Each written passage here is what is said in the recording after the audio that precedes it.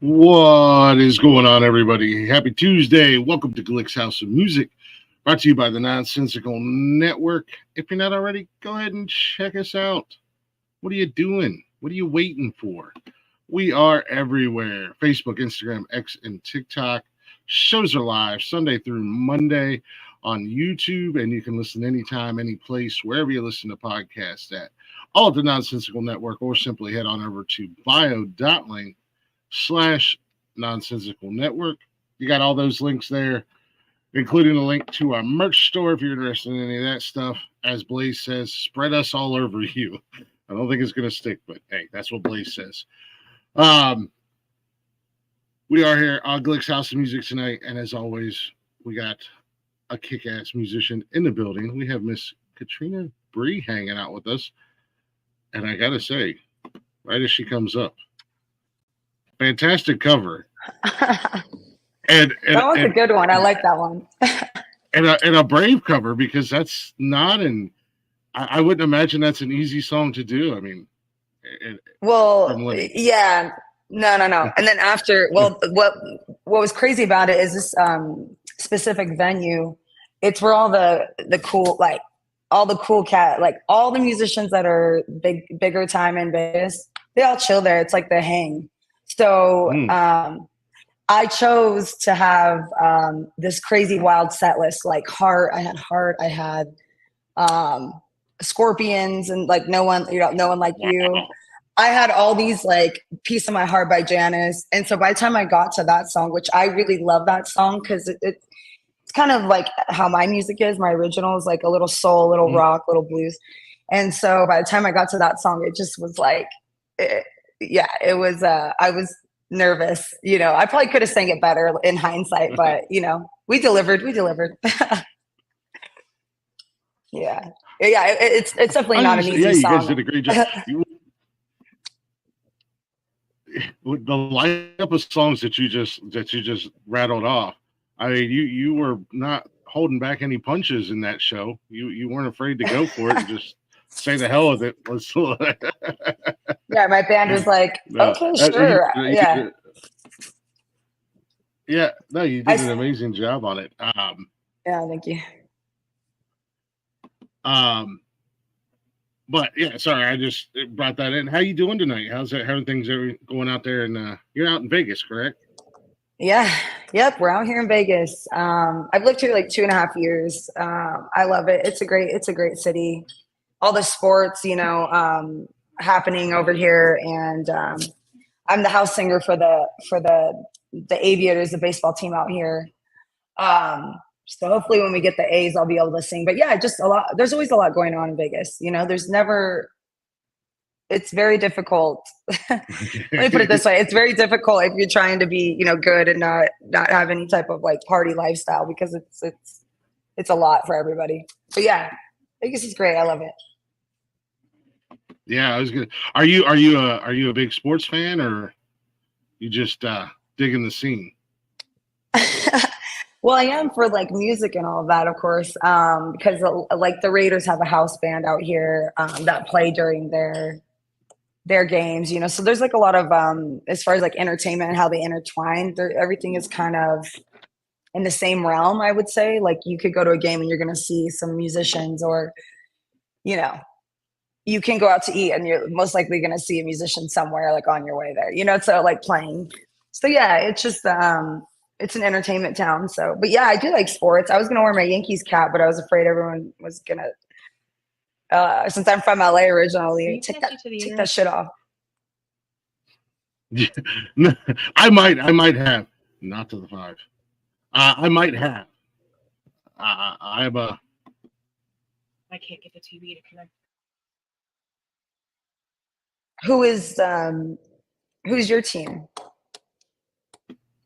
I'm actually, I'm kind of embarrassed to say the last couple of years, I'm a big Reds fan. So I would have probably yelled at you for having Yankees gear.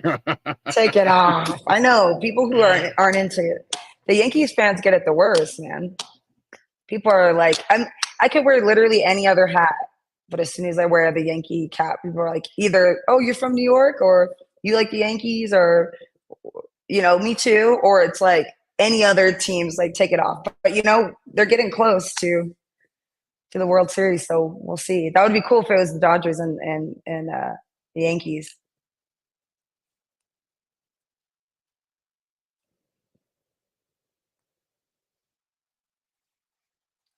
Are you still there? I think we have a glitch.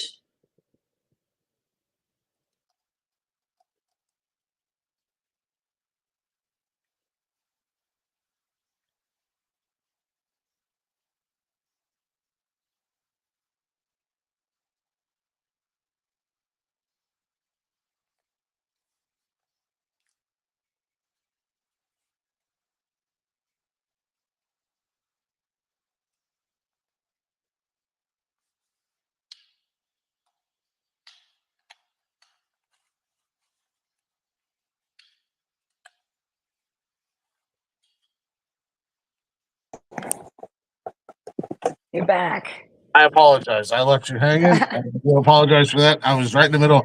My internet it's giving me fits tonight, and we're currently in the process of fixing that. So I was like, let me jump on my phone here real quick, and I apologize for that.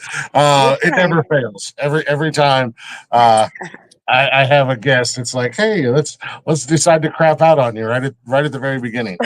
So Right. so I do apologize. That's okay. But yeah, I was saying, being born in Ohio, I'm both a Reds and an Indians fan. The great thing about it is one's American League, one's the National League. So Okay, yeah. Potentially, the downfall is neither one of them are good at the same time. But potentially, we could have an Ohio World Series. But Potentially, that's the key word. Potentially. But yeah, like I said, the biggest downfall is neither one of them are good at the same time. So, yeah. But I seen, and you brought it up before I had a chance to. You said you're the house singer for the Aviators. That's the minor league team there. Yeah. What was that like? You do the national anthem, or do you perform there regularly and just kind of do like the 7 inning stretch and stuff like that, or? Yeah, so I sing for the like the VIPs. They have a clubhouse, where there's people but not own, but rent the suites. They have really gorgeous suites. It's kind of a newer field. I don't remember exactly the date or the year that it was made, but it's pretty new, and they do a lot of events there. And so I sing for their like clubhouse VIP kind of guest. I do like private events. I've done their sponsor stuff, and I do sing the anthem once a season. Oh, nice! So it's really cool. Nice. I mean, I wouldn't be mad at it. That would be a really cool gig, especially if you're into sports. That would be a sweet gig. It's an hour gig. It's an hour and something minutes. They take care of me, and they really, it's cool. I go and hang out with the the corporate team, and everybody's just super nice. And I made a lot of good friends there. So all of those people are really into sports. So when you're going out, then they're into sports. And then like a couple of my girlfriends, they do like the ticketing, and so they're really into like the fantasy football. They made me do it. I'm like, I was the last one. I was like, do I have to? Because all I really do is music, so there's not a lot of time for other things. But yeah, I like sport. I definitely, and Vegas, it's like a huge thing with the sports. So like everybody will go to one place to watch a game over here. I live in an area called Summerlin. Okay. So it's by the Red Rock Canyon. Yeah. So I don't live like near the strip necessarily. I live like 20 minutes away, 30 minutes. But yeah, sports are a big deal out here. I was going to say, yeah, the last couple of years, they're really they're coming on strong with everybody and everything. I mean, got the football team, got the hockey team. The A's are moving there, Yeah. and Hmm. I know they've been talking for the last couple of years that they want to revive the Seattle Supersonics to move the Supersonics to Vegas and have a basketball team there. So, I mean, It's it's all hard to not happening. get it's hard not to get wrapped up into the whole inner workings and want Yeah, to be yeah, for involved. sure. You know, I mean, shoot, if I had the four majors in my backyard, I'd be a happy. I mean, I do kind of sort of. Cleveland's 2 hours. Yeah. Yeah, Cleveland's 2 hours away. Cincinnati's 2 hours away. And then I work down right across the street from where the Columbus Blue Jackets play hockey. So I mean, it's Okay. like we got a little bit of everything here, but not all kind of centralized in one area. I'm a big sports fan. Yeah. I love it all. So it's fun. It's funny you said that your friends made you do the fantasy football. I made my fiance get into my league because we were down a member, and I was like, I'll help you. At the end of the day, I'll help you I'm gonna with help your you. We are on team. the same team, Yeah. technically. She's like, I only like the Pittsburgh Steelers, and that's about all I know. I was like, Yeah, yeah, all yeah. right, don't worry, we'll help you. Um, Being in Vegas, so I mean, I was looking at your social media. You kind of get to do a little bit of everything. I do want to ask you, how cool was the mob? The what is it? The Mob Museum, or Yeah. you performed Yeah, there Mom Museum. a while back? How cool was that? Hey, you know what? I'm half Italian, so I'm all about it. It's really cool because I have been singing there for a while. Like, actually, it's a newer gig for me, but the underground is the speakeasy. You have to go down, and it's like a very serious, like, you have to know the code and all this stuff. It's really, really cool. But I got a private tour of the Mob Museum, and I keep messing with my hair because I got a new hat today, and I'm like, I should have wore this to see how it looked before I wore it on a filming session. Yeah, so they were basically they gave me a private tour of the museum finally, and it's really cool. They have the old courthouse where they used to get all these people. Keep all the mobsters and try them and all that. So I feel like the speakeasy, I'm not sure, don't quote me, but I feel like the speakeasy is like the where they kept the prisoners or something. I don't know. That's just what I like to think. But it's awesome there. If you get a chance to go. Have you been to, how many times have you been to Vegas? I have. It is on my bucket list. I have never been there. I have a friend of mine who is there all the time. He lives down in Texas. I have a huge fear of flying, so that kind of works against me. Yeah. So, but I would love to get out there. I'm hoping here in the next 2 to 3 years, maybe I want to get out there, but you got to. You'd love it. I don't even want to. Yeah, I don't even want to come out to gamble. I just want to come out for everything else. I want to come out and catch. I want to catch some sports. I want to go to the Sphere. I want to eat. I want to check out some of the historical stuff. I'll gamble a little bit, and I want to check out the music scene there. Yeah, it's pretty good. One of the guys I just interviewed a couple weeks ago, he was out there for a week, and then he was just out there again for another week performing. I can't remember where he was. He was playing out here? Yeah, he was playing out there. He was out there. Nice. So I can't remember where he was though. I'd have to look at his social media. But yeah, we're all so close. Yeah. I'm sure he played with somebody that I know, or somebody that's in one of my bands, or we're all the musicians are so tight over here. It's kind of insane. So it's a good thing and a bad thing, because if you get a bad name, everybody knows. But if you have a good name, then everyone knows too, and you get other opportunities. So you always gotta, it's a lot about how you treat people out here. That's what I like about it. But everybody knows each other. It's kind of insane how connected everybody is. Once you're in like a certain group of musicians, it's like that. Yeah, it almost. I mean, and not in a bad way. I know it kind of comes sounds bad, but it's not. In a way, it almost becomes incestual. Everybody knows everybody. Everybody's probably. I know it sounds bad, but it's not bad. But the funny thing about what you just said is so I have a female bass player. She's really great. I'm not going to say her name just because I don't know if she would be, but she said the same thing. She said, we were talking about, how musicians, who hooks up with who, and how I don't personally don't like to date people I work with. But it's hard because there's so many hot male musicians out here. But she was saying the same thing. She's like, yeah, that's actually smart because she's been out here for a while. And she's an incredible bass player. She's just amazing.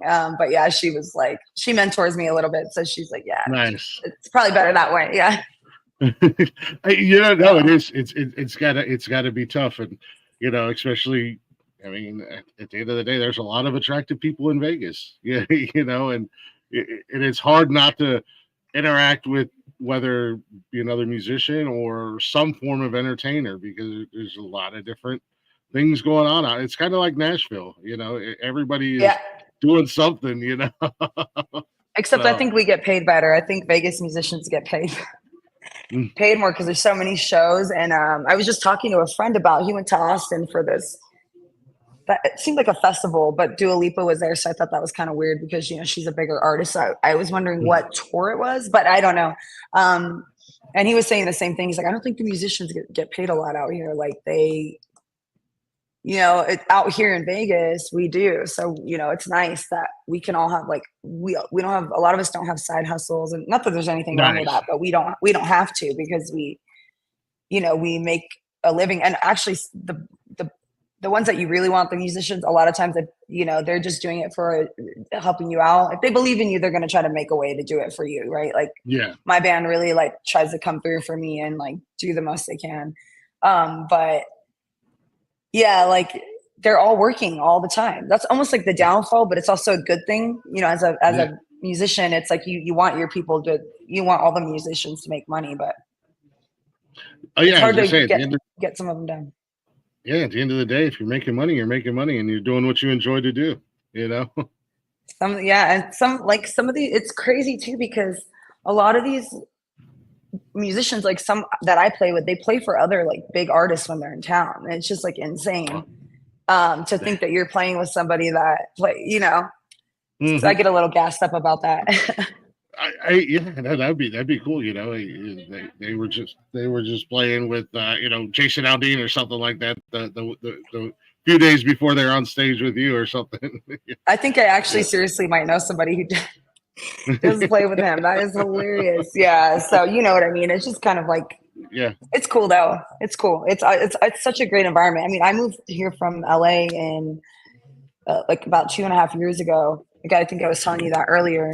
But the thing that's cool out here is if people say they'll help you, they will. If they believe in you, they'll help you out. And you don't really find that in a lot of different places, not just LA. I mean, I love LA and I have great friends there and great musician friends there. But, this city, I feel embraced me. So it's I haven't had to push hey, I'm, talented or this and that. And it's just kind of if you work hard and you're a good person, people will help you out here. So it's kind of nice. That's nice. It sounds. I was going to ask you where you were from because I was curious. I was waiting for you to be oh, I'm from Podunk, Milwaukee, Wisconsin or something like that. From the East Coast. Then you moved to Vegas, and it was a huge, massive culture change. Shock. Yeah, but it doesn't. Vegas to Los Angeles doesn't seem like it's too much of a difference. No. With everything going on. Do you like Vegas better than LA? I hear California is not the easiest place in the world to live these days. Yeah. I was gonna say something you try to get me to talk about politics. I'm not even famous yet. No, I'm just kidding. Oh no, I'm just kidding. I love Vegas. I said, it's hard to not love a city that has so much entertainment. Everybody, as soon as you start missing, in fact, I don't feel I miss any of my friends because there's always somebody that's coming in to visit. You Oh wow. know, there's always somebody visiting, or hey, are you going to be there? Which is cool because I get to play for a lot of my friends that like hadn't really heard me sing live. A lot of family, and it's cool. Like people make trips out of it, and I think it's awesome. So yeah, Oh yeah. but it gets a little wild. Thanks. How long have you been singing? I've been singing my whole life, really, but I Like, like professionally, like making money off of it in gigs. I want to say 2 years. okay, so when you came to Vegas, did you move to Vegas strictly for the music, or was it were you just going just to get out of town? Yeah, I got really sick of LA. And I got sick of it. A lot of people were leaving anyway, but Mhm. I think it was more like I just was really unhappy with how things were going in the city. And I literally lived in um, Midtown. So I lived like, adjacent to Jeez. West Hollywood. I've lived in West Hollywood too, but I don't know, it's just, you start to get like jaded about it. And then I'm like, why am I, I didn't really move here for music. It just kind of happened. And I think that those are the cool things when you kind of know you know what I mean? What Yeah. you're meant to do. And yeah, I think it was meant to be. I really do. So, but I live in a great part of town. They call this the LA of the where I live. I'm like, great, great, but except with better roads and no in-state income tax. So yeah, we good on that. There you go. Hey, you got to Yeah, take the wins where you can get them at the end of the day. right. Yeah, so the city's been good to me, and there's a lot of great people here, and you always have those people who you say that, and they're like, oh yeah, well just wait, there's crazy people out here too, or people that are toxic out here. I'm like, well, yeah, that's like any place, Yeah, and it doesn't you matter. know. I live in Ohio, and there's toxic people. It's just it's all about surrounding yourself with the proper people. Yeah, And yeah, we can avoid the toxic people. That's not it's easier said than done in some cases, but yeah, I mean, you just avoid the wrong circles and stay in the right. And it sounds like you are. well, I think if you're doing your thing the way you're supposed to, and I think if you're like a person that respects other people, then it's kind of what you draw in. Or even if Yeah, you don't, you have people to say like, hey, like let me help you out, let me protect you, like this person is that way and it's not yeah, you, and it makes you feel better, yeah. Nice. so. That's cool. Excuse me. Um, have you always done a lot of songwriting, or is that something new to you? I know your song that just came out. Is that your first original I or no I have I first mean, released original? yes, but I have Mhm. I have a ton of songs that I've written, that I really like, and that like I'm really good at melodies, so that I would say that's kind of my thing. But no, I have so many songs, and now that it's crazy because now that I released that one, which I was kind of like not sure about how I wanted to release it, or I did it independently, but I wasn't Mhm. sure if I wanted to release it because I wanted a more big band type of feel. And I Yeah, think it may have, and so it did, it came out well. But the whole thing that makes a song catchy is the melody. And so that's what I'm like good at. But I kind of almost wish that I had put out like, an album or an EP with like acoustic stuff. So, yeah. that was like deep, but maybe not so catchy. Because now what am I going to do for the Yeah. EP? You just do It's your got to be thing. as catchy. Yeah. Yeah, you just do whatever feels right to you, and the music will hit. The music will hit. I mean, if people like you, Yeah. you ain't got nothing to worry about. Just stay true to yourself. At the end of the day, Yeah, um, for sure. no, like I said, the new song caught my attention. I was just kind of doing my normal scrolling through Instagram. Yeah. How did you find it? I'm curious about that. Well, I my algorithm on Instagram is amazing, uh, because since I started doing this show in particular, um, and started following a lot of local or up and coming artists and stuff, that's all my algorithm is. So I'll just That's kind of awesome. scroll, and I'll be half-ass scrolling while I'm doing whatever, and somebody's voice will catch my ear, and then I got to scroll back and find it, and that's kind of what happened. Pretty much everybody I've had on here, that's how it's happened. I'm scrolling, and your voice caught my ear, and I was like, hold on a second, let me find that, and then I went and I listened to the song, and I was like, wow, I actually like this song. And then, of course, I went to YouTube and I was like, okay, she's got to have more music somewhere. And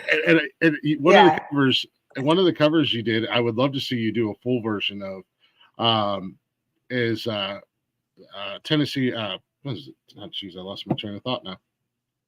Tennessee whiskey or no? Yeah, Tennessee whiskey. And it's like a little 45-second clip on YouTube. And I would love to hear you do the full version. I think I have a bigger one on, not a bigger one, a longer one on YouTube. I mean, on Instagram. But it's harder to pull videos from there, because I know you can't save them down. But I'll put a full one out. I probably already have one that I recorded, but I do it a lot. It's a very popular song in Vegas. People like it as far as the cover stuff. I think it's very popular anywhere. And again, like I said, it was like I think I seen that and I was like, oh man, I want to hear the whole thing because again, you've got an amazing voice, and that's what a lot of it does when it comes to artists. For me, it's about the voice, because if it doesn't click with me, I mean, you could put an absolute killer song out, and it's like, yeah. But then you hear somebody else do it, and it's like, oh, there it is. Because isn't that weird how it is? Isn't that weird? Yeah, because I remember when I kind of realized that is I used to sing back when I was with a different agent, and I just started. I used to sing at this the Link Promenade. It's like a promenade, and so many people walk past, so you see all different walks of life, and I never forget that. I was kind of newer to it, but I've been singing my whole life. I would gig in LA, but just not as much and not full time. So I turn around, right? Cause there's seats behind me. I turn around and there's a dude at every bar top, literally almost all of them were by themselves waiting for their plane. They're going to go take off soon, but getting their last drink or something to eat. Someone that has Grateful Dead, somebody has Pantera on their shirt, all different types of dudes. And I thought that was strange.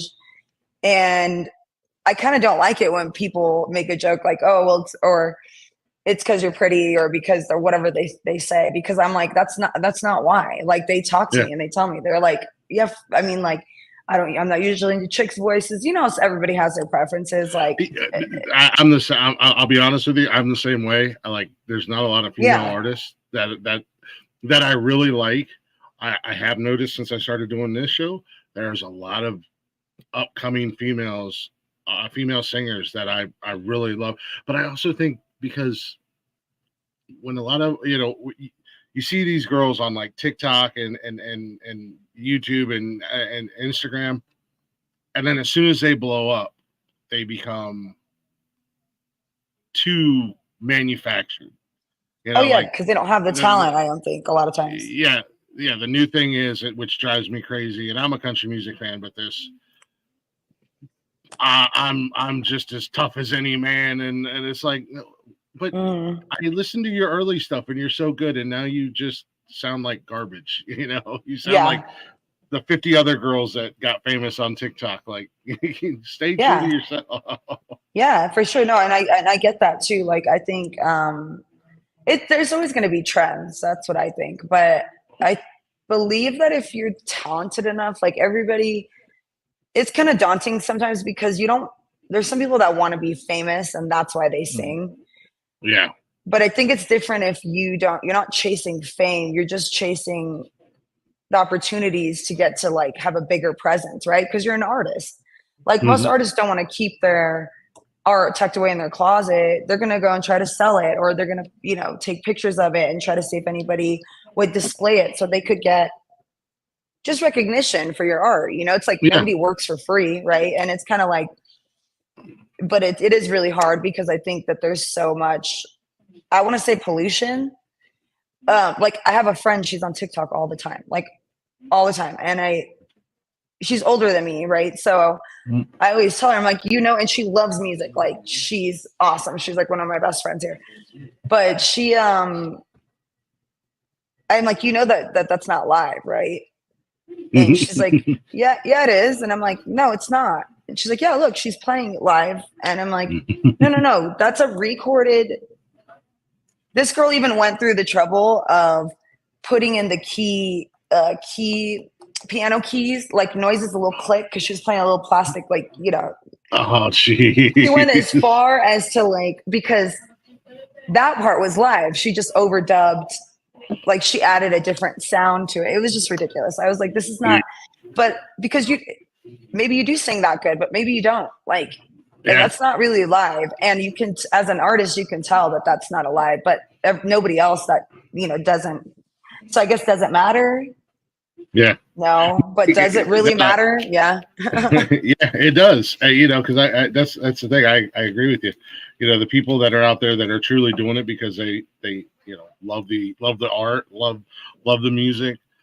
I think for me personally, I enjoy them as artists more than somebody. You can tell that, I just want to make $1 million, and okay, right. Well, you can still make that $1 million and still put out good music and still be a good artist. You don't have to do what everybody else is doing, because that, as a fan, that turns me off quick.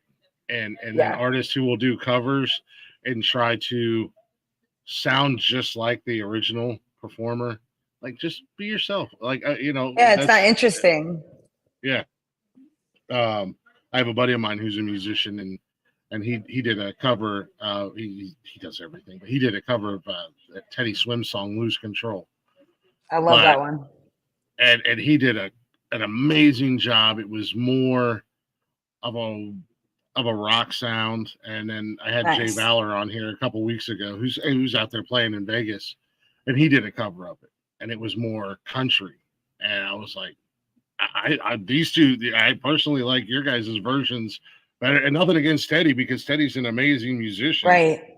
But I like your guys' covers better than I like theirs. It's crazy. Chaka asked in the chat. I see you there, brother. Who are your earliest influences growing up? Oh my gosh. Well, my dad played a bunch of 80s music when I was young. So by the time I was, a teenager or kind of old enough to have my own taste, I really love really, really love those synths that kind of Billie Eilish is using now, which is funny because I had already made a song like that. And I'm like, is this too, yeah. So, I mean, it was a little it felt a little 80s because it was contemporary, but we did, I don't know, it was synthy a little bit, but not overly.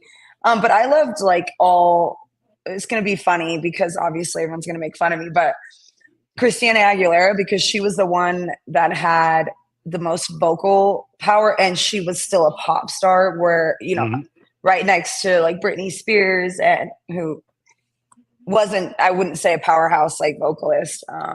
No. And Justin Timberlake, but they were in my face, right? Because I was a 90s kid. So you kind of had to listen to, I mean, that's just what they kind of marketed to us. But I love Shaka Khan.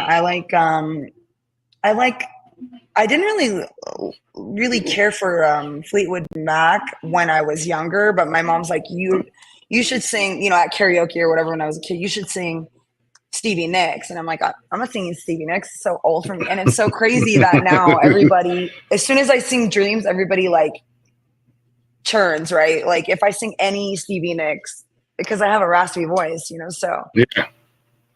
Yeah, but I mean, I've had a lot of influences. To be honest with you, a lot of hip hop. I like the hip hop that would use sample very old songs like the Commodores and sample the real. And I think that's what I really loved, and I loved because back then that was a kind of newer thing. I think that Kanye ended up that's what he Bastardizing. was so good at. Yeah. Yeah. So yeah, but 80, I would say a lot of 80s and 70s.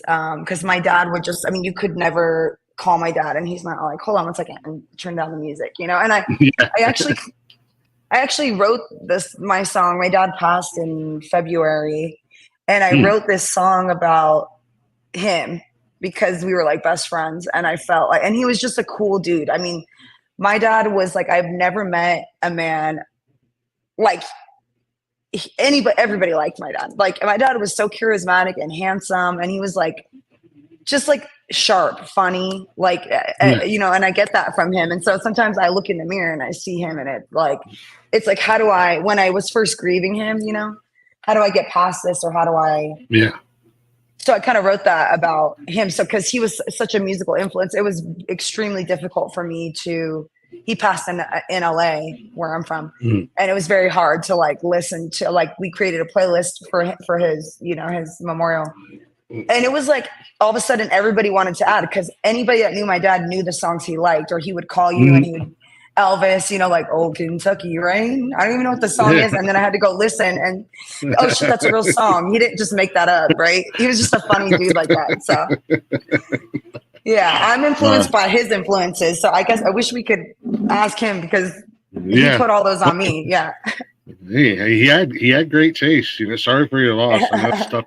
It's tough to lose a parent, especially when you're young. It is. So I've been there. Yeah, it's hard. That road.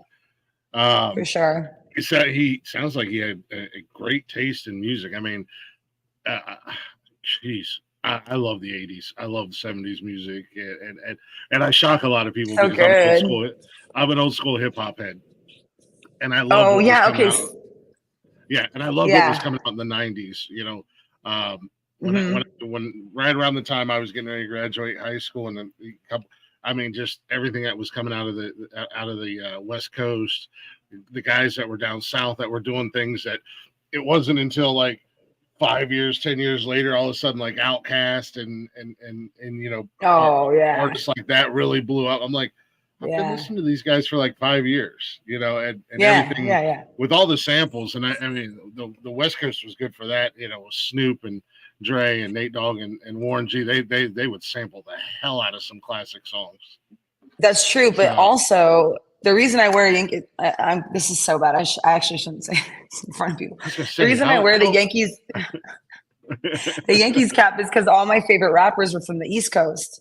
I was like, I grew up in, I was born and raised in California, but all of my favorite hip hop artists were all East Coast, and I was living in California, right? Like where all the great rap. But I love Kendrick. I love, because I've been on those dudes when they were like back, battling in the streets, like literally there'd be like one YouTube video of Kendrick Lamar, like battling in Compton and like, So I do love LA, but I do wear, all the rappers wore the Yankee cap, like, so like that's what I did. And so I've been wearing it forever, and every time, like I have my LA hat just in case like shit goes down and I gotta like swap real quick before I get my ass beat. But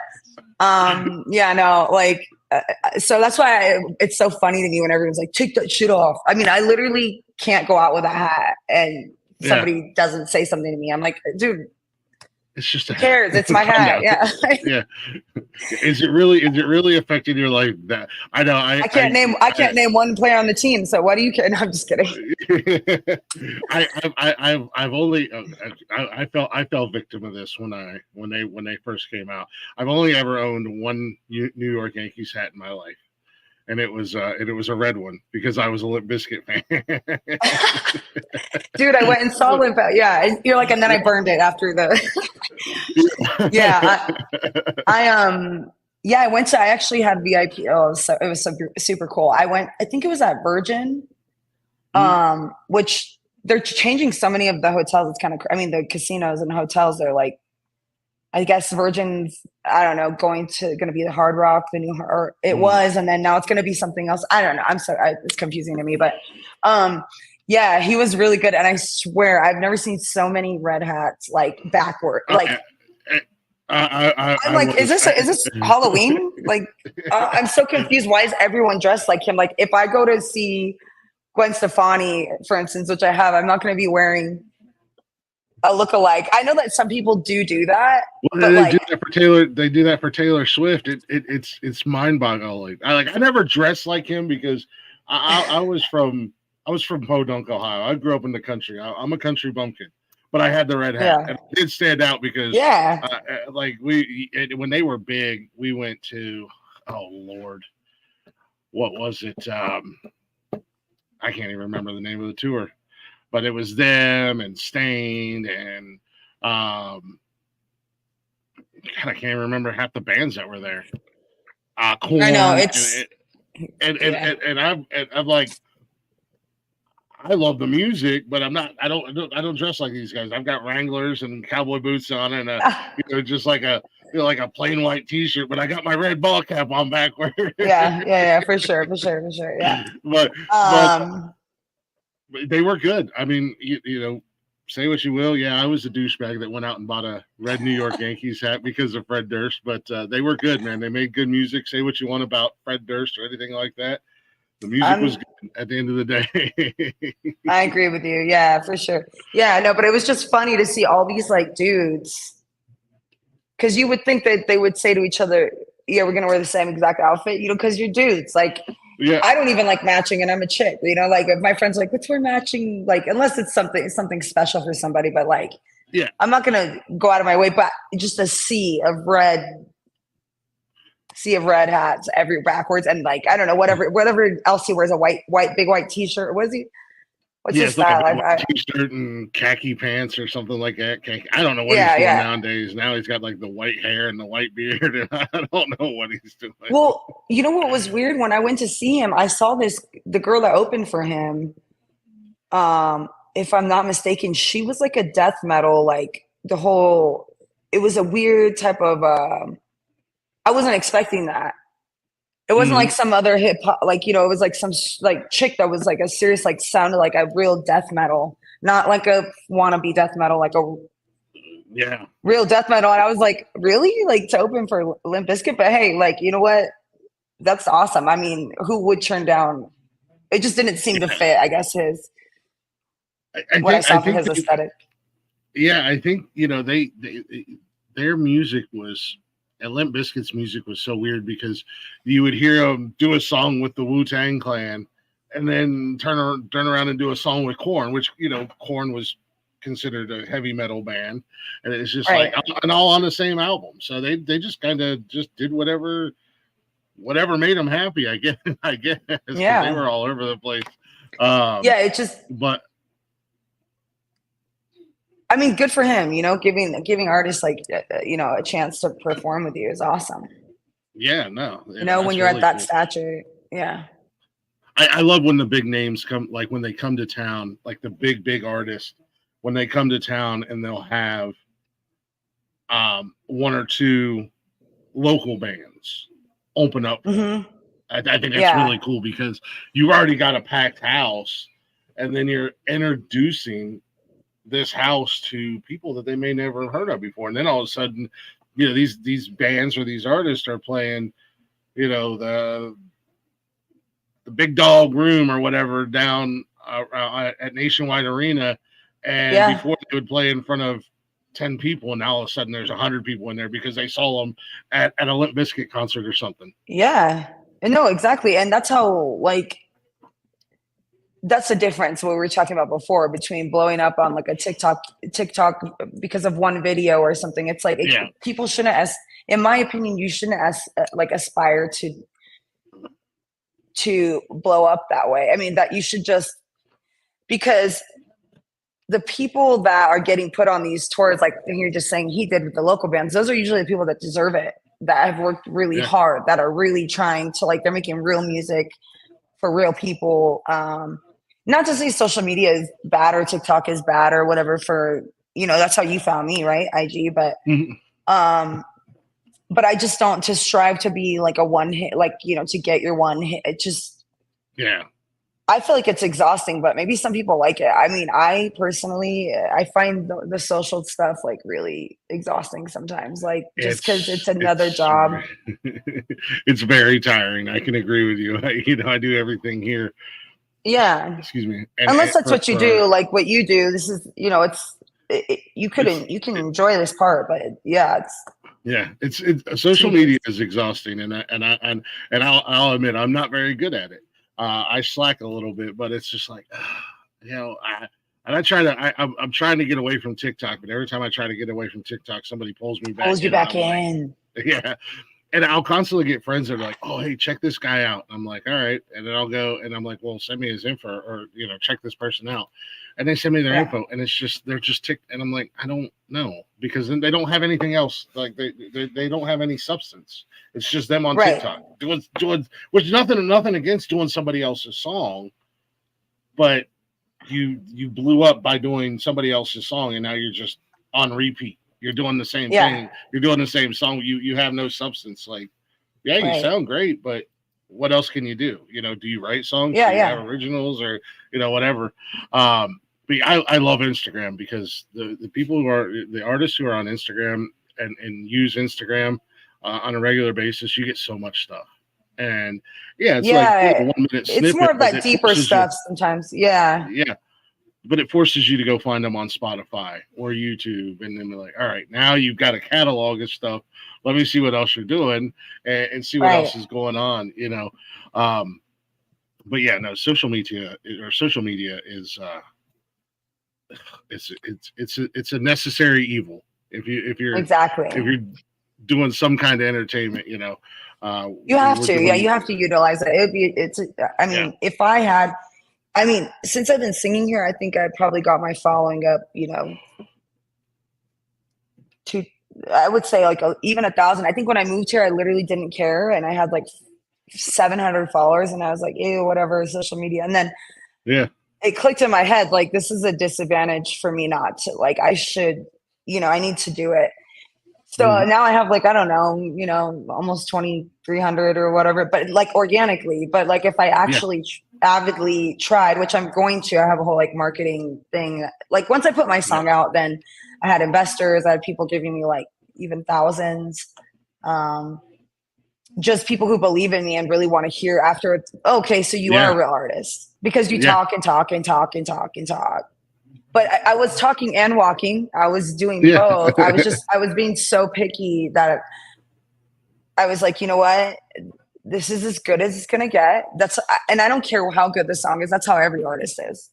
yeah, You like yeah, like it's you always think you could have done it better. You could have gotten a better vocal, or like the guitar could have sounded different, or what about that one take that one dude did? Like, would it have sound? But then once I put it out, I got such good, like, just from everybody, like people that I didn't even know me, like through other people would be like, oh my God, I heard your song. Like the Raiders house band guy. I've been trying to get on his radar forever because I respect him a lot. And he does a lot of cool, he does a lot of big rooms. He leads the house band at the Raiders games. But I met him like in person for the first time at a game this like a couple days mhm. ago, Oh, and nice. he was like, "Hey, your song is good," So like it surprised me because you just think like, "Okay, I'm gonna put this out," and then there's so much that goes behind it, like the Yeah, promoting it, the like, and like my manager now, she's like, kind of was like, "I told you to." I'm like, "Well, this one's before we were working together," so I felt like I'm just gonna release it. But it's an important thing too for original artists. I want to like point out that in case there's anybody on here that could gain from this wisdom, when you go to, I'm sure, and a lot of people know this already, but like when you go to post a song on, to release it, if you're distributing it yourself, you have to be careful because if you release, you can get it on like a Spotify playlist that has that they curate, like that the people that mhm, work for Spotify, they curate those certain playlists, and it's a big deal because if you release it right away and you don't change that date for a week out, then it goes on live and then you can't submit it to them. But you have to mhm. submit it to them a week before you actually release it. And I just thought when I uploaded it to the distribution website that it wasn't going to release it. I didn't see that. I thought I would have to go to Spotify because I hadn't done it before. And I really Oh think if I shit. had done that, it could have been on like a, maybe it could have, it's that maybe. I just don't like that feeling. Maybe. But and that's the other, that's the other thing, now so, and you've already said you've got more songs in the work, so now for the next one. And the great thing about, and this is just, again, me being a fan, one of the things that I love that artists do is they'll really, a song comes out on an album, and then they'll do an acoustic cover, or of their song, or they'll tinker with it and remix it a little bit. I'm old, but I grew up in the era of MTV when they actually played music videos and there was actual videos on there, and then of course the whole reality TV era. Yeah. But one of my favorite shows on MTV was Unplugged, and like I'm not even a Nirvana fan. I do not like Nirvana. I never did, never will. Not a fan of Kurt Cobain, but I watched their Unplugged and I thought it was great. Just see, that's what I'm telling you. Mm-hmm. Yeah, just strip down a guitar and a singer. There's no computers. There's nothing to fix their voice. It's just raw. Yeah. It's gritty, and I love that. And people still love that, but the problem is that's what I was saying, going back to it being polluted by people thinking that all these singers are so. It's like, even if you're a great singer live and you're actually live. Yeah. Now it doesn't matter because Joe is like doing this and Gina or whoever, like auto-tuning their voice. People aren't understand. They do it just enough so that the average person doesn't get it. But then real musicians can completely, we hear everything, you're experienced enough. So yeah, it's cool, but it's also like to actually get notoriety from something that is an actual good piece of art and like a good project, piece of work. Like it's harder, but I think if you have talent and I think if you're driven, I think things kind of plan out, because like it's not like I'm like I don't have a celebrity parent. I have a lot of celebrity friends from living in LA, but it's like, even so, unless you're blood with somebody, people don't want to help. They don't want to help you. They don't want to have you steal their shine sometimes. Like people here do, though, in Vegas have been like, that's what I was saying. People have been very, they're like always wanting to share, like, yeah, man, if you can get it, go do that bigger and better. But yeah, and I probably went off topic, but Unplugged was the shit. Let's just say that. And you're not old, so you must not be. Either I'm old as well and I'm in denial, or you're not that old, because I love Unplugged, man. That was awesome. I mean, that's how MTV blew up, right? I mean, that's how they really got their footing, or is it not? I don't know. Like all the music stuff, the actual music. All the music, playing the music videos. Being a kid, and being a fan of music, it was cool when I could turn on the TV and be like, oh, there's Eric Clapton, or, Michael Jackson and his 10-minute long movie music videos and whatnot. So it kind of added a new level of the music experience. And then when they started introducing like Unplugged, and again, you get to see, artists that you only hear their studio stuff unless you get to go see them live. And again, you never know who's singing. And, you could tell if somebody's singing, especially an artist that moves around a lot and runs and dances around. You can hear the difference like I was shocked a few years back. One of my bucket list bands that I thought I would never get to see was Guns N' Roses. Okay. And they were at a music festival about 5-6 years ago out in Kentucky. And there was a lot of other acts there that I wanted to go see, but it was Guns N' Roses that got me to buy the 3-day tickets. And I was like, man, I don't know how Axl's going to sound. He's older. And I was like, maybe he won't be singing. First song in, he was the same old Axl that you've seen back in the day. All over the stage, you could hear him breathing, but he sounded great. He sounded phenomenal singing, but you knew he was really singing, and it was like, okay, this was everything I've ever wanted. And it was the original Guns N' Roses lineup that you never thought you would see again because Axl and Slash having their differences and other band members.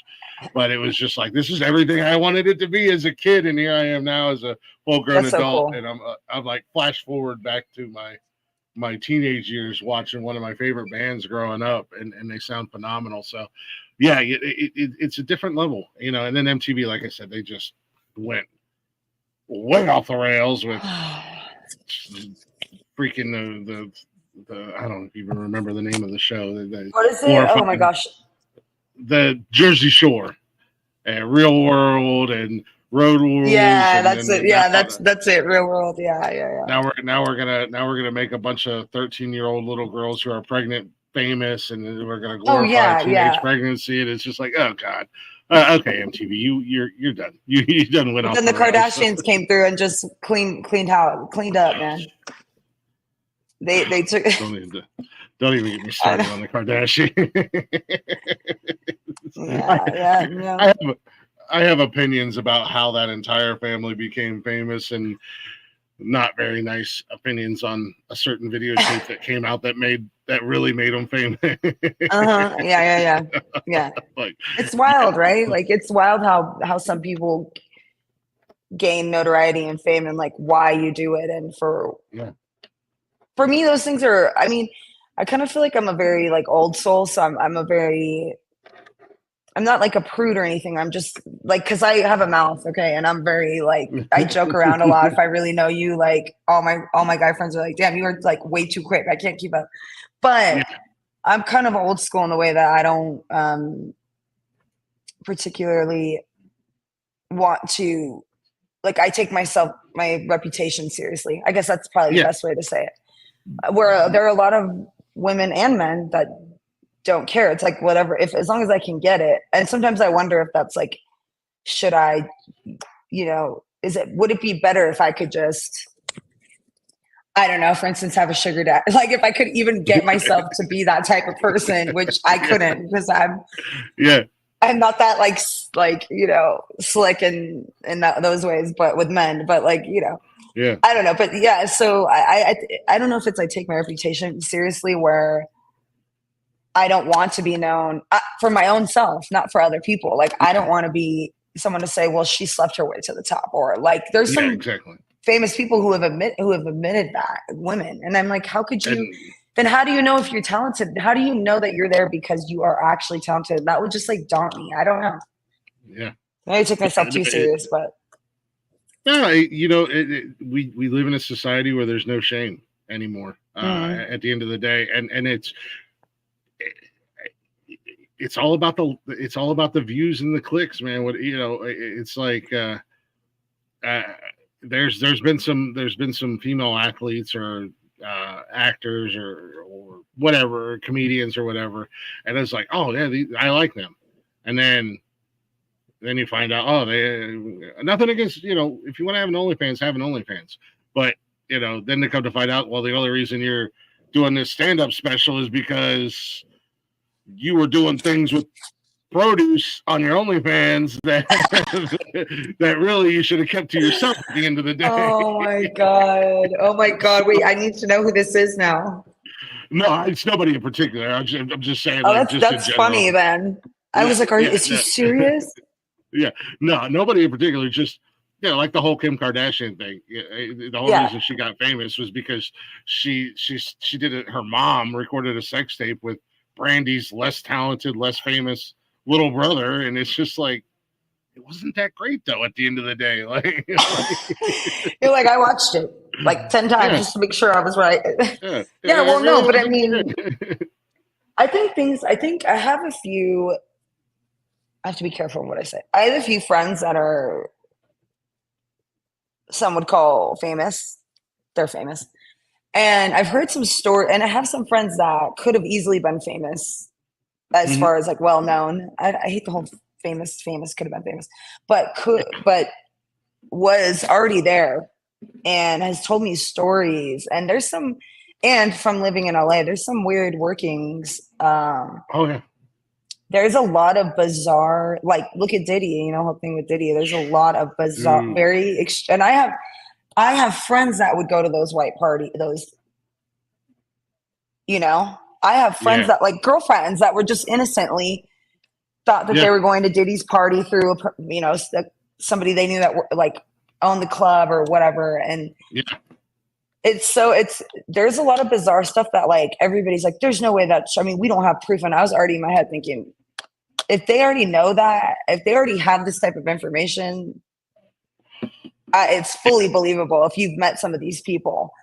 It's like a God complex. A lot of them have it. Yeah. No, I never been a big fan of Diddy. I always thought he's kind of a douche, and he has that God complex. So, like, when all this stuff started coming out, I'm like, I'm not going to jump to conclusions. Right, that's smart.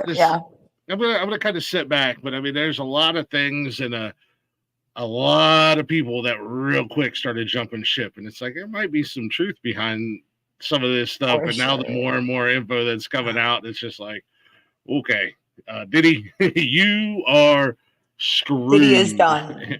Yeah. But you know what's so funny is Cat Williams, you know, you saw that, right? Cat Williams. So he was saying the same thing, and fearlessly, you know, too, because these are big people. These are people that could literally take. People just don't understand.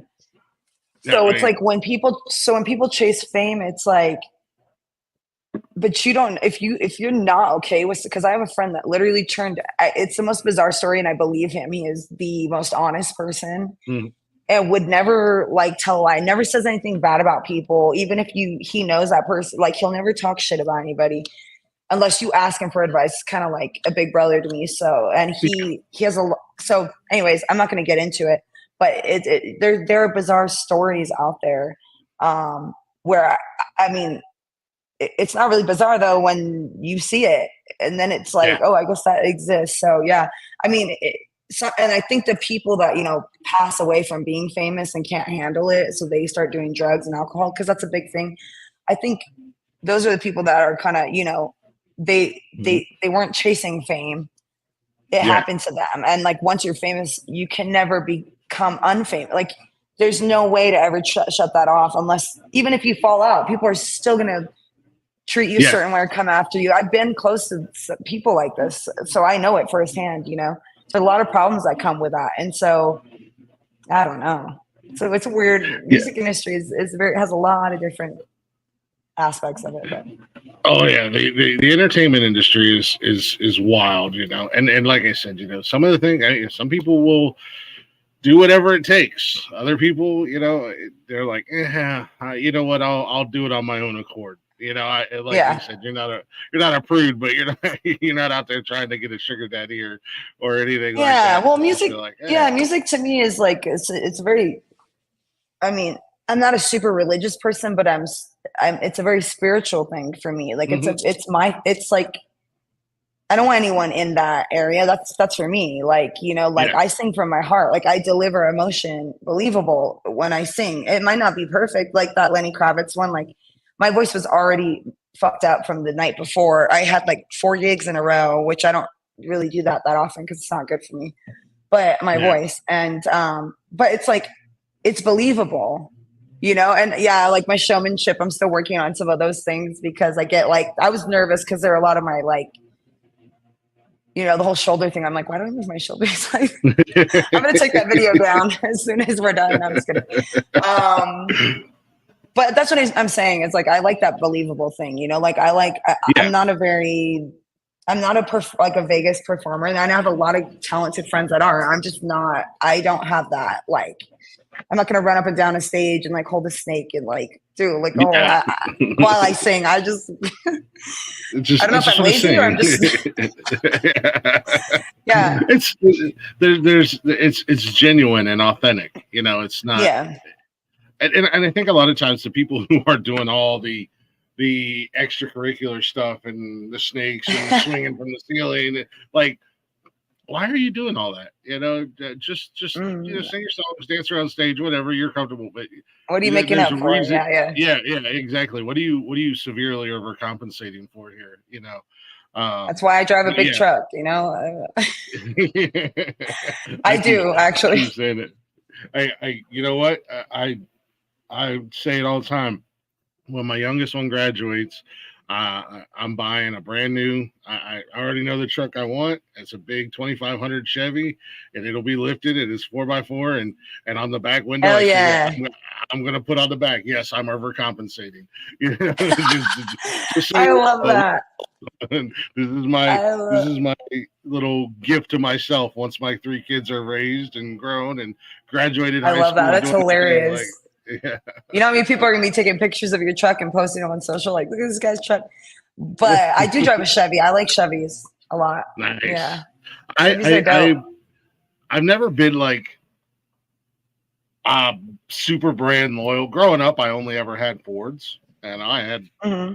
I had several Ford pickup trucks, big ones, small ones. You know, ultimately, I'd like to have my dream truck down the road, but I'm gonna have to get rich and famous before I can ever get that again. Uh, Okay. because What anymore, is that? when I was in high school, I had a '79 full size Bronco, and of course, I had a big motor in it. And it was lifted, I love and Broncos. yeah, and I My don't best like the friend new just got ones. one, and I'm so I mad. know. I know, but they drive smooth. I'll tell you what, they drive smooth. But then her husband, they drive me to my gigs. I don't like to say that Yeah, because all my musicians make fun of me, like, oh, she's a driver, she's that good, yeah.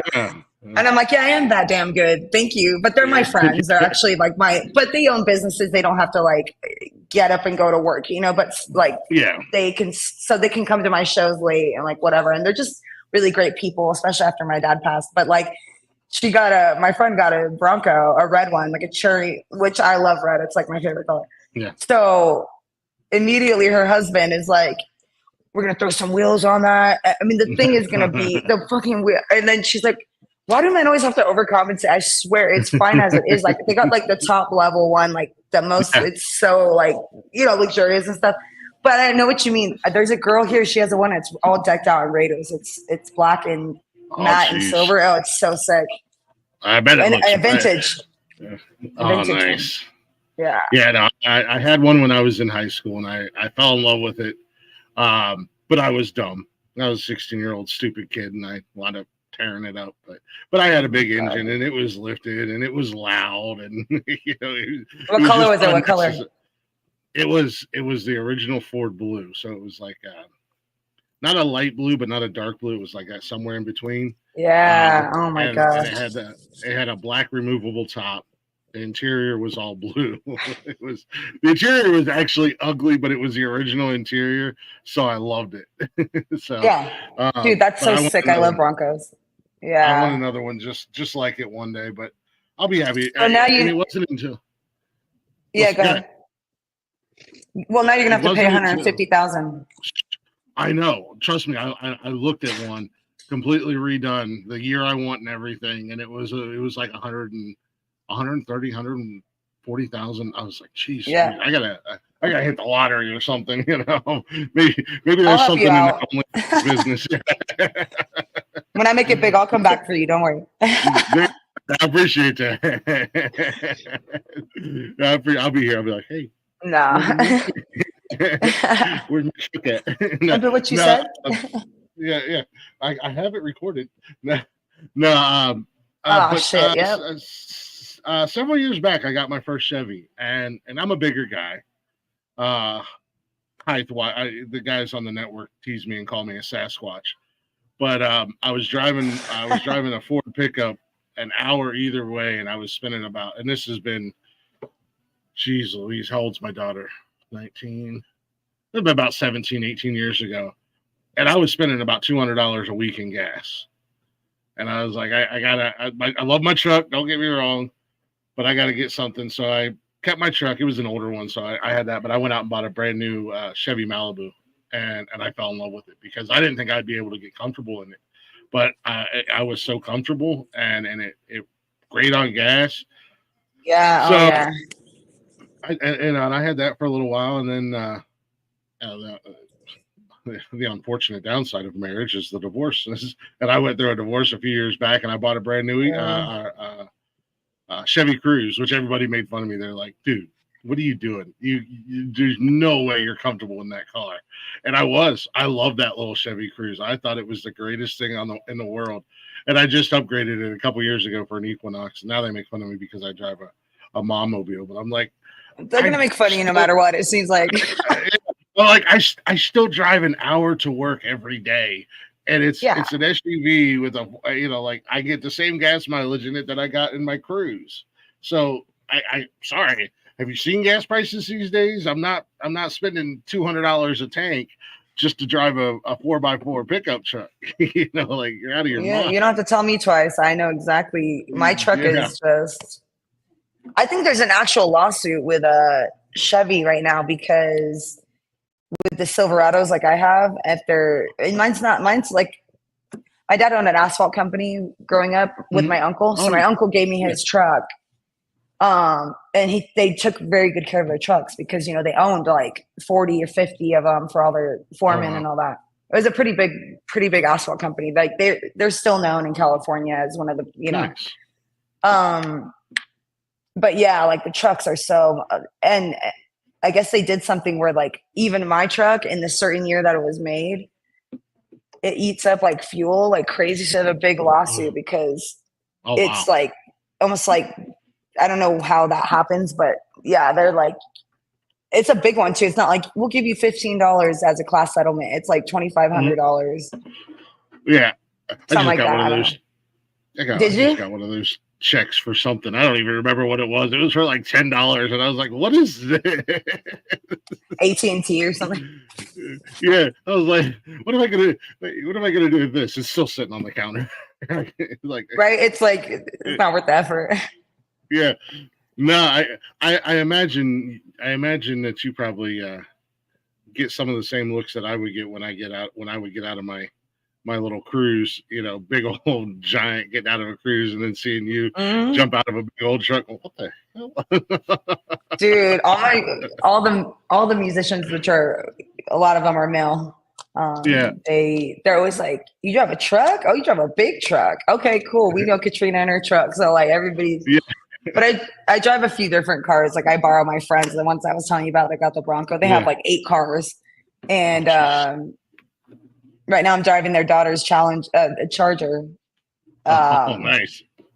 But it's all decked out because they know all about cars. They own a few car shops and stuff. So they it's so funny. I'm like, dude, it is kind of nice being low to the ground, just like, but there's something safe about like feeling good, like up in a truck. And I learned how to drive in a truck because my dad did asphalt his whole life and owned an asphalt company. So he taught me how to drive when I was like 11.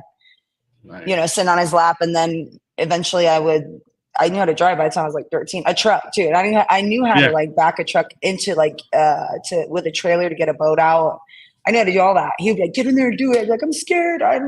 He's like, you're gonna do it. And then I can do anything. I could just, you need it, I got it. I'm here. Yeah. Hey, you got one up on me. I can drive. I mean, I've worked construction and worked on farms, but pretty much my whole life. I can drive trucks or I cannot, for the life of me, to save my life.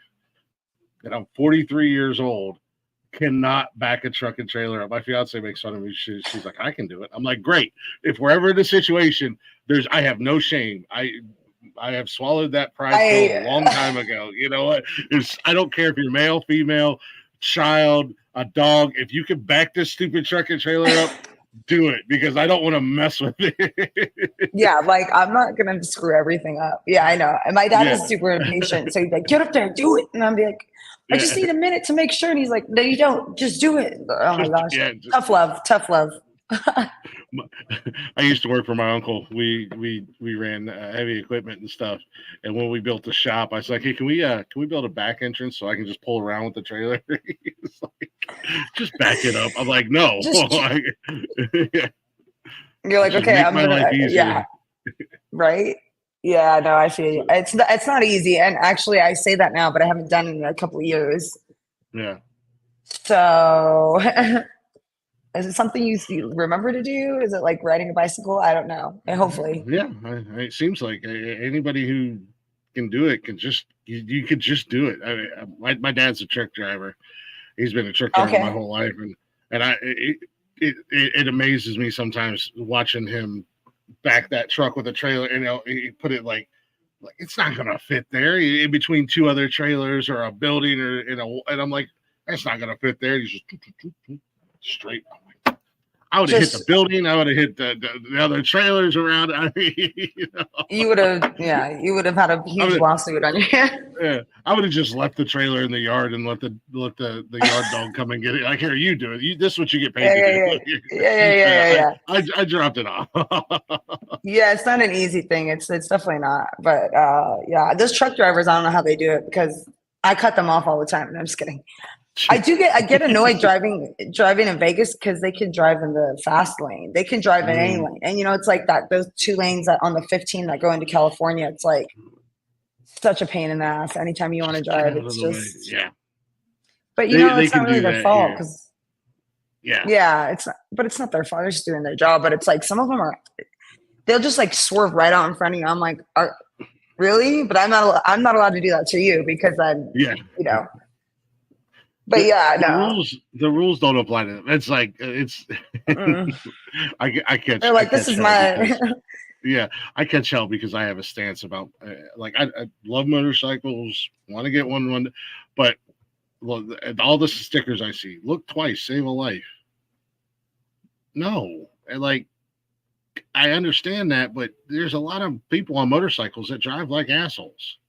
Yeah. You see them on the freeway doing 160 and they're doing wheelies and swerving in and out of traffic. Like, why, if they don't care, why should I care at the end of the day? Yeah, exactly. And a lot of them do drive crazy like that. And the semi drivers are like that. I gotta respect them. They're the heartbeat of America. Without them, we wouldn't have all of our stuff that we enjoy. But there's a lot of them that are assholes out there and drive like they own the road and can do whatever they want just because they're bigger than everybody. So, you might be bigger than me, but you hit my car and I'm still alive. That truck ain't gonna be bigger than that lawsuit I'm about to file. Yeah, exactly, right? Yeah, no, I have too much road rage.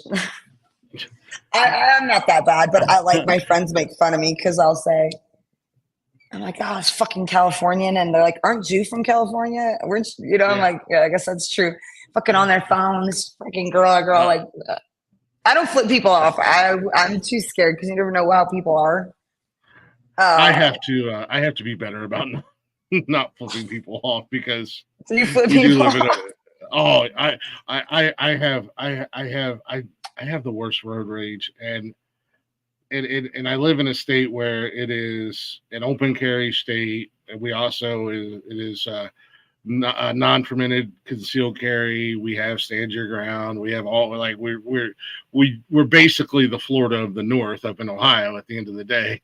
So but I tell my fiance all the time, like, if I could have a genie grant me one wish, I would wish to have like superpower of telekinesis just so I could flip cars off the freeway out of my way. Yeah, dude, that would be cool. See you later. off into the trees you go. Have fun. Oh man, I would love that too. Now next time I'm on the road, I'm going to be imagining that. Like that. I do it every day. Every day, that's what stops me from flipping people off. I'm just like, see you later. It's a little peace of mind. Like one of these days. But do you think you have to be a good driver to have road because how can you have road rage if you're not a good driver to begin with? Like, yeah. Because then how do you know other people are dumbass drivers? Yeah, I'm a great driver. If you don't believe me, I'll tell you. I'm a good driver too. Yeah. And I got my first car accident here because the people drive crazy here. When I moved here from this center of LA where there's like probably 10 times as more vehicles on the road, traffic, my insurance doubled. There's so many accidents here that because the city literally never sleeps. There's a lot of tourists that don't know how to drive, I guess. I never thought about the tourists. I more thought about all the drunk people because, can drink until 7 a.m. if you want to, literally. Yeah. Like, it's not like LA where at 1:30 a.m. they're flipping on the lights. Everybody get out. It's very rare unless, it's not really like that. Even the clubs stay open until 4 a.m. So anyways, but I got in my first accident. Somebody ran a red light and hit me, and I've never been in an accident my whole life. So I wasn't in a truck. She hit my driver's side. Just completely ran a red light. And I couldn't see because there's some anyways, but if I was lucky, I was in a truck because Yeah. Oh, if she hit my door exactly on. Crazy. Oh, jeez, Louise. Yeah, and I think in tourist cities, I know I used to live down in Charleston, down in South Carolina, and it's funny. We were just talking about this the other night on one of the other shows. When I came back home to Ohio, my insurance was like cut in half, but you couldn't drive anywhere in Charleston without. You couldn't get on the freeway because every day there was multiple accidents. And if you went down, there was accidents everywhere. So it must be a tourist city thing.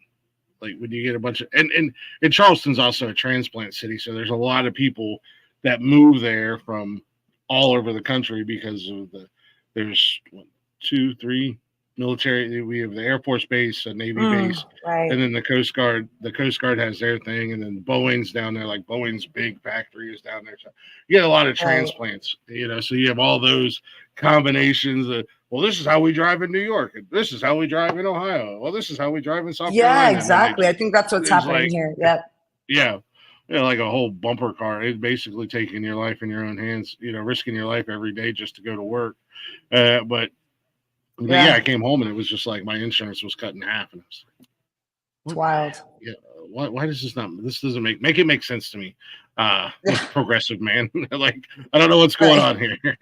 I'm not mad at it. Like, don't get me wrong. I'm not mad. I like the new rate. Trust me. But no, I was in one accident when I was 16. I drove my car off a cliff, but that was. Oh my gosh. But and then I wasn't. It wasn't the Bronco, was it? No, I had actually one of the first cars I had was a little. It was actually right before I bought my Bronco. It was a little Plymouth Horizon. It was a little shit box. It was just driving around. Me and a buddy were coming back home, or I was taking him home after practice, and we were on. And like I said, I grew up out in the middle of nowhere. We were coming down a back road. It was a gravel road, and a deer came down off the ravine, and I hit my brakes and just lost it in the gravel and right off a 250-foot drop off. We rolled it and flipped it, walked away from it. Thankfully no major injuries. I've got a scar on my face that you can see when it gets cold out. I just put a new radio in it. We didn't have it secured. The radio flew out and hit me right in the face and cut me just under my eye, right down my cheek. But that was the only accident I was ever in. And I moved to Charleston, and we were down in Charleston for 4 or 5 months, and some lady, for whatever reason, she was driving an F-150. I had my Malibu at the time, and we were at a traffic light. The light turned green. We all started to go, and the next thing I know, she jammed on her brake because her ass end came up, and I went right underneath this F-150. How I didn't get ticketed, I don't know, because I rear-ended her, but she was a lunatic, and that might be something different. Yeah, they ticketed her and said it was her fault. I was like, hey, I'll take it. I ain't mad at it because she was driving a company vehicle, and the company was like, take it to the shop, whatever it costs, let us know. We'll cut you a check for it so we don't have to file through insurance and all that stuff. I was like, right. Okay, cool. So, took it to a That's couple wild. different shops. So apparently, if you're underneath another car, you're not you're not technically rear-ending them. Good to know. Yeah, I guess. Yeah, I can't. That happened so long ago. I can't remember what it was that he said she did something wrong, but there was no reason for her to jam on her brakes like she did. And I was just like, fine by me, because my whole hood was just like accordioned up, and I was like, the car. Oh my gosh! I can still drive the car.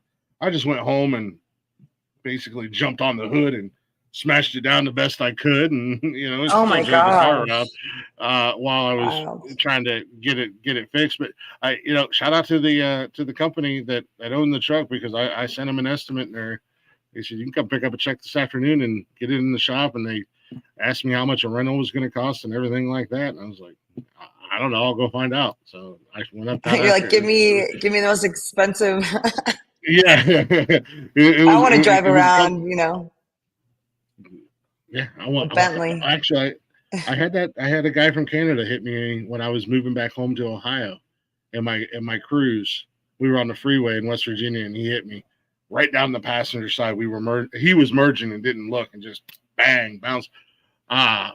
Because they pissed off my insurance company, my agent, I drove around for 4 weeks in a brand new Suburban that was 100% paid for by that guy's insurance company. I was like, I ain't mad at it. Okay. Yeah, take it, man. That's awesome. Yeah. I love big cars. Yeah. I do too. I call it what you want to call it. I don't care, but I love a big truck, and I miss not having one. I haven't had one for a few years now, and I miss not having it. So I totally, like you said, it's that security factor. You feel safe in it. It's like driving a tank. Like, come on, I dare you to hit me. I'm fine. You're like, exactly. You're gonna screw your shit up. I ain't mad at the end of the day. Right? Yeah, but it saved me from a pretty big accident, so it was cool. Yeah, no, exactly. I mean, I couldn't imagine, being in, like, and like a Charger or something like that, or even in my Equinox, man. If somebody hit me in the driver's side door, I'm cooked at the end of the day. It's game over. Yeah, for sure. Yeah, she still got me good. I hit my head on the window. I was like, oh god. I was just annoyed with the whole thing. I was on my way to a show, and I'm sure nobody believed me. Like, oh yeah, you just got in an accident right now. Okay. Awfully convenient that you're going to do an accident on your way to a show. I'm almost like, should I lie and say I'm sick to cover up the actual real excuse I can't come? Are they going to believe that better? Look at my truck. Here's a picture. Look at my truck. Yeah, man. It was messed up. No, I'd have banged my head into the window, elbowed something. Like, oh, man, I did all this damage. I need my neck and my back. Yeah. And then you have to do it in a certain amount of time. So I was like, if my head's not bleeding, I'm good. I'm gonna be okay. I'll be fine. I'll be fine. Yeah. Well, that's what they say, that you never really feel the pain until like a couple days afterwards, because you get all the adrenaline, and then then you wake up one morning and you feel, oh man, I feel like a truck hit me. Oh wait, a truck did hit me. A truck literally hit me. She was in a little Lexus too. It wasn't even like it was like a Lexus SUV. But my truck sits high. Yeah. She got me good. She did like $7,000 worth of damage just from. Damn. And I go slow, like I take my time because everybody always runs that light. So I was surprised I didn't see her, and I don't go like slow, but she shouldn't have ran it anyway. I mean, it was a clear. Yeah. And then she goes, I'm blind, and I think she was like 50 something, and said that she went blind in her right eye. She's going blind because of another accident she got into, and an airbag hitting her. I'm like, so what you're saying is you shouldn't be driving. Is that what I'm getting from this? It's about time to take your license away. She wasn't that old either. She was only like maybe late 50s. She wasn't that old. They have this get her off the streets. They have this great thing called Uber nowadays. Mm-hmm. And hell, anymore, you can get anything and everything DoorDash to you at any time of day or night. I don't know, but the Ubers out here are ridiculous in Vegas. I can only imagine. Because I know they do like their surge stuff, and there's always something going on. So I'm sure the Uber drivers are always on the surge prices in Vegas. Yeah, it's always on. There is no such thing as surge because it's always on surge. So I don't know. I don't even know what it would be called if it wasn't. But it's all the shows, and especially if like you're at a show, like it sucks because there's some people, they spend all this money. Vegas is already so expensive, like on the strip. I thought LA was bad. It's like, this is terrible. But I don't really hang out at casinos if I'm not gigging at one or something like that, So, but yeah, the Ubers out here are ridiculous. They really are. And there's so many of them. It's like, how is it so expensive? Oh yeah. I shoot, if I moved to Vegas, that's all I'd probably do. I mean, I did it when I was down in Charleston for a little bit, not because I needed the money. It was my ex-wife and I were splitting up, and I had this big house, and I would come home to this empty house, and I'm like, I'm used to my kids being here, you know, and it was just like, Yeah, it's hard. Yeah. I got to get out of here. So I just would Uber on the weekends or in the evenings. Yeah. And when them surge price, oh, I loved Friday and Saturday night when those surge prices hit, because I'd be like, I work in Charleston. I work for a pest control company, and I took care of downtown Charleston and all the islands. So I knew all the hot You know, spots. Yeah, and I was like, and I know my way around. So he's like, I know all the ins and outs to make my rides quicker and faster. And then most of the bars and restaurants downtown I took care of. So they were like, "Hey, we didn't know you were an Uber driver. Hey, tell them to drop your name at the door, and we'll take care of them, and we'll take care of you on the backside." I'm like, "All right, cool," you know. So if I was bringing them wow, business, they would hook them up with a little something by dropping my name, and then the next time they that's see pretty me, cool. they were hooking me up on the backside. And I'm like, "Hell yeah, man! I got you guys. I'll bring everybody here. You'll have a packed house every Yeah, night." But this is yeah, the only spot I'm dropping people off at. yeah, every night. Why is this the only? This is the best bar in town. I promise you, you'll have a great time. But Yeah, yeah, if I lived out there, hell, I would quit my 9 to 5 and just Uber. You know, makes especially so much like on the money. weekends. Yeah, and it's not even something that you have to do on the weekends. You probably do it 7 days a week and just make a killing. And especially once you learn the area, because that's one thing. Even when I travel and I go out of town, if I take an Uber a lot, because if I'm drinking, it's a whole hell of a lot cheaper to take an Uber than it is to get a DUI or anything For else. sure. But I'm like, I always ask them, hey, what's fun to do around here? Where's it? You got somebody who knows the area, knows the spots. Like, yeah, then hey, how do I get you every time? Like, Yeah, I want absolutely. to, I I want, would. I would love that. Hey, can you wait for me, or can I hit you up when I'm done and you take me back too? yeah, no, um, you say you don't spend a lot of time unless you're gigging down there. What do you do in your free time? Are you a homebody, or do you like to get out and do things? That's not the way it works here. Even if I were, we all go out. There's always there. I literally get invited to something. I'm not joking you. Monday through Sunday. I I like going out here. There's a lot of cool spots over here, like the place I sing, Sand Dollar. It's not on the strip. It's been there since I think the 70s. It used to be like a biker spot. I think The I've heard Sand of it. Dollar. I think I've heard of it. Yeah, Yeah. the one that you played the song I sang there. And I do a lot of like the owners are really great with everyone and all the best musicians hang out there after their gigs Oh, or play nice. there. And so they have live music like 7 nights a week. So we're always over there. But then I would like to pretend that I work out or do something physical. I need to because it's just good for your mental. But and I don't really Yeah. work out.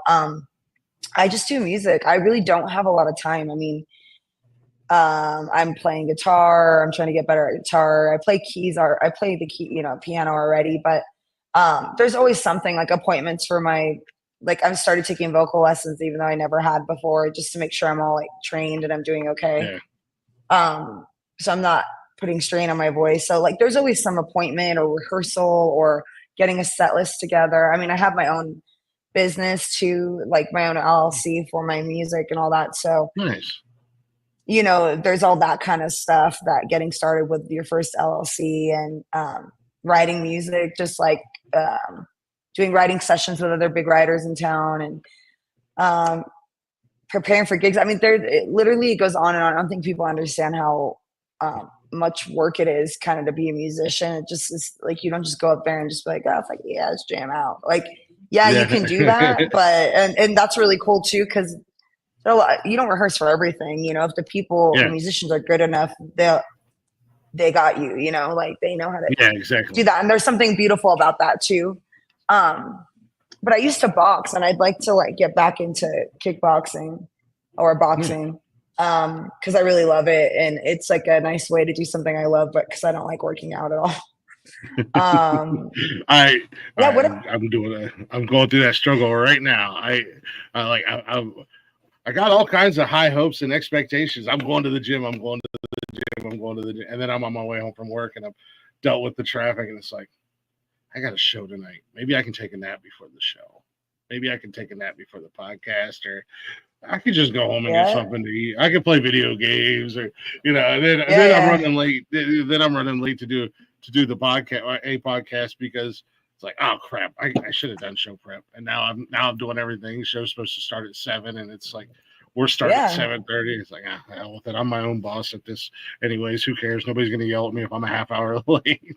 Right. So yeah, so there's a lot of that. I hate to sound like one of those people that's like, all I do is my art, my craft, but I really am passionate about it, and I think that's kind of what gives gives a person, I guess, drive, and then it doesn't really feel like work because I had to prove myself a lot when I moved here, to get the good musicians. Like I used to work with like just some kind of difficult people, and then all of a sudden you have all these like great people wanting to help you, and saying, hey, I'll play with her, or I'll sub out and I'll play for Katrina. Yeah, I know Katrina, when are we gonna jam again? And helping you build a band too, which is really cool. So that helps me a lot, because then that's another thing, is finding a musician to play sometimes for ones that are just like more of an acoustic vibe.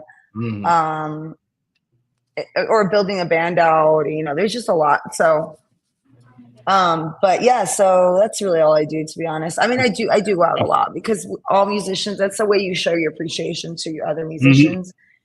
Yeah. Like even if you go and meet someone, they'll say like, I know that you're working right now. Like you might be sitting there having a drink, but you're working. You're there because they know you're there to meet them, and so the respect goes both ways, because they appreciate it. But yeah, it's like networking. We do a lot of here. There's a lot of different people that pop up and will come on the different shows, or and we try to shout them out. If I can't remember to shout them out, I always so and so's live. Let me pop onto their show and say hi. Yeah. Okay. Yeah. So it's the same. Yeah. Yeah. You want to you kind of want to build a reputation for yourself, so people don't think that you're a jackass at the end of the day. So I definitely get what you're saying. Now, do you have a regular band that you play with regularly, or are you kind of like?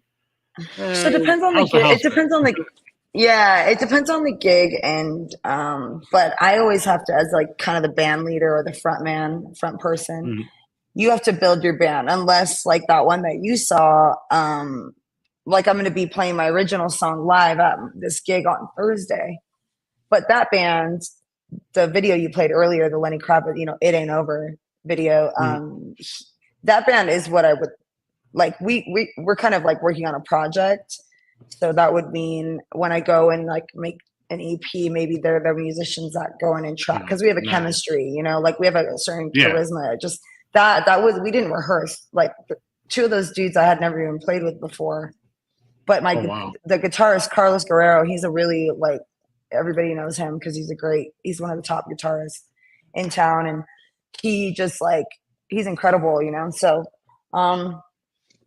I would like that to be kind of like a band, but you have to build certain bands different ways. But like that band works really well, and we just kind of discovered that. I've worked with several of them individually, separately, but we all came together and had no rehearsal, and I picked the hardest songs, and we all just fell into our places, and it worked. And people don't notice anyway if you're not a musician, right? Like, listen, it's terrible, but none of us are going to be terrible. We're professionals.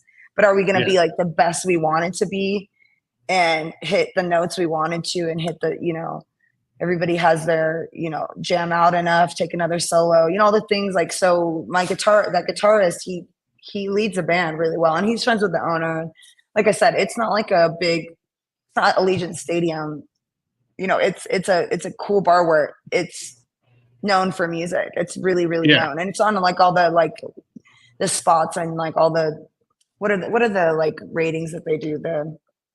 The Yelp reviews, or no, like the official, like they'll do it on like a big website. Like it's like the top 10 something in Vegas, right? Like they're on the top 10, even though they're not in a casino or hotel. Yeah, they're just notable for, and all the like, there'll be famous people, musicians that stop in there. Like I think the Killers played there randomly.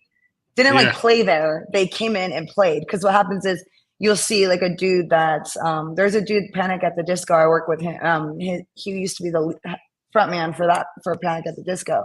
Okay. And like he played my original like a couple weeks ago with me. He's actually in my video, my promo on my Instagram. But yeah, like you'll see somebody, you know, and then they'll hop up on stage and start jamming with the band, right? So it's like more of like it's where the musicians go to kind of like watch music, because a lot of times we don't want to do that. Like that's what we do for a living. We go out for a living.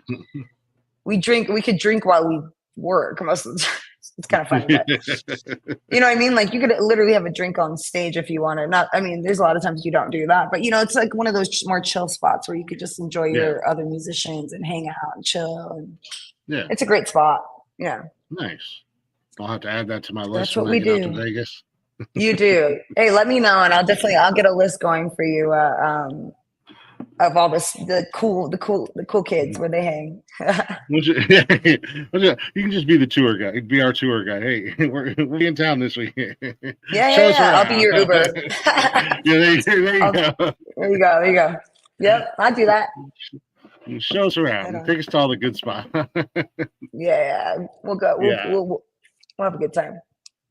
Yeah, I got like I said, I got a buddy of mine who goes up there a couple times a year, and he's like, it's not really that expensive. Look, Glick, you can get a flight plus hotel, and it's like X amount of dollars. And I'm like, not too bad. I was like, but the downside is how much am I going to spend when I get there? Oh, yeah. They know what they're doing. Mm-hmm. He's like, you want a cheeseburger and a Coke at one of those places in the food court? You're looking at $35. Yeah, exactly. And I'm not. I mean, nothing. Don't get me wrong. I have nothing against a good cheeseburger and a Coke. But if I want to go somewhere and get a good steak. And I know it's going to cost me a fortune, but you got to go to the heart attack, whatever cheeseburger heart attack, and I'm like, why? That's 10 pounds of food that I'm not going to eat. Yeah, like just so I could look at it and be impressed by the size. Yeah, a burger sounds good. What's your favorite burger spot where you live, at least? I don't really have a favorite burger spot outside of the normal run-of-the-mill franchise places. We don't really. So you have Five Guys or no? Oh yeah, we got Five. You have Five Guys before you. I don't get it, man. Because I'm just gonna go to In-N-Out at that point. I got to try In-N-Out. I've heard so much about In-N-Out, and I'm You've not never tried In-N-Out? We don't have In-N-Out out here. How come we have Five Guys but you don't have In-N-Out? It makes no sense. Yeah, they're kind of blowing up. They're everywhere. I don't get In-N-Out is delicious. Is it? I've heard. I've heard a lot of good things about it. Five Guys burgers they're good. But if I go to Five Guys, I go for the fries, because them fries are they hit the spot every time, and cover them bad boys in some vinegar and ketchup and rock and roll, man. Yeah, it definitely was like an East Coast thing, but I love In-N-Out though. Like In-N-Out's one of my favorites. But the quality of everything you can't you don't know anymore. Like, is it? Yeah, I don't. You feel it. Outside of the franchises, there's really not a place that I can think of down in Charleston. Henry's is my go-to. It's a bar and restaurant. That's my go-to for food, period. But they make a really good burger. But that's a really cool bar because it's 3 stories. They got like a restaurant style on the first floor, and then up on the second floor they actually have they have a bar and they do live music. But across from it is like a dance club, and then they have the rooftop bar, and you get a beautiful view of downtown Charleston from their rooftop bar. So it's like a little of everything, huh? Yeah, and they make killer burgers, and their seafood tacos are, oh man, fresh seafood, fresh caught. They make tacos, and man. They were one of my, not only one of my favorite places to go, but a favorite customer of mine too. Yeah. So, okay, got it. But there's not really that's cool. That place that stands out here. Five Guys, they make a good burger. Yeah, McDonald's, Wendy's, whatever you're in the mood for, it's all the same at the end of the Yeah. day. It kind of is at the same time, yeah. Yeah, But no, like, yeah, that's gonna be my problem if I ever come to Vegas. Is I'm gonna spend so much money on food because yeah, there's some good spots though, man. There's some really good spots to eat. At first, I had to learn because I was like, oh, this sucks. There's no like mom and pops, but there are. You just have yeah, to live around here for a bit to know them. And the ones that are good, they're really good. yeah, you got to get those. Yeah, we have those here, and oh, you can never go wrong with a mom and pop joint, man. They're There's not a lot of those left like still around because no, and all the big ones. We have a really good Mexican place here, and I think the thing that makes them so good is their grandparents immigrated here in like the 60s, and they opened up their first Mexican restaurant in like the early 70s. But and I've had friends that have come up that are from Mexico, and they're like, this tastes like just same as back home. But as the crazy. family has grown, they now have multiple restaurants. We have two here in town where I live at, but man, it's so good. But they bring it out on this freaking platter that a single meal is enough for 4 people, and it's like, what am I supposed to Yeah. do with it? You're like, give it, like put the rest of my pockets and then take off, or what do Yeah, I do? yeah, you can never Yeah. go wrong with a Oh good. gosh. I'm a huge fan of local, but I would imagine. Yeah. Do you have to get off the strip? I'm assuming you'd have to get off the strip to find places like that, wouldn't you? Or do they have some places like that on the strip still?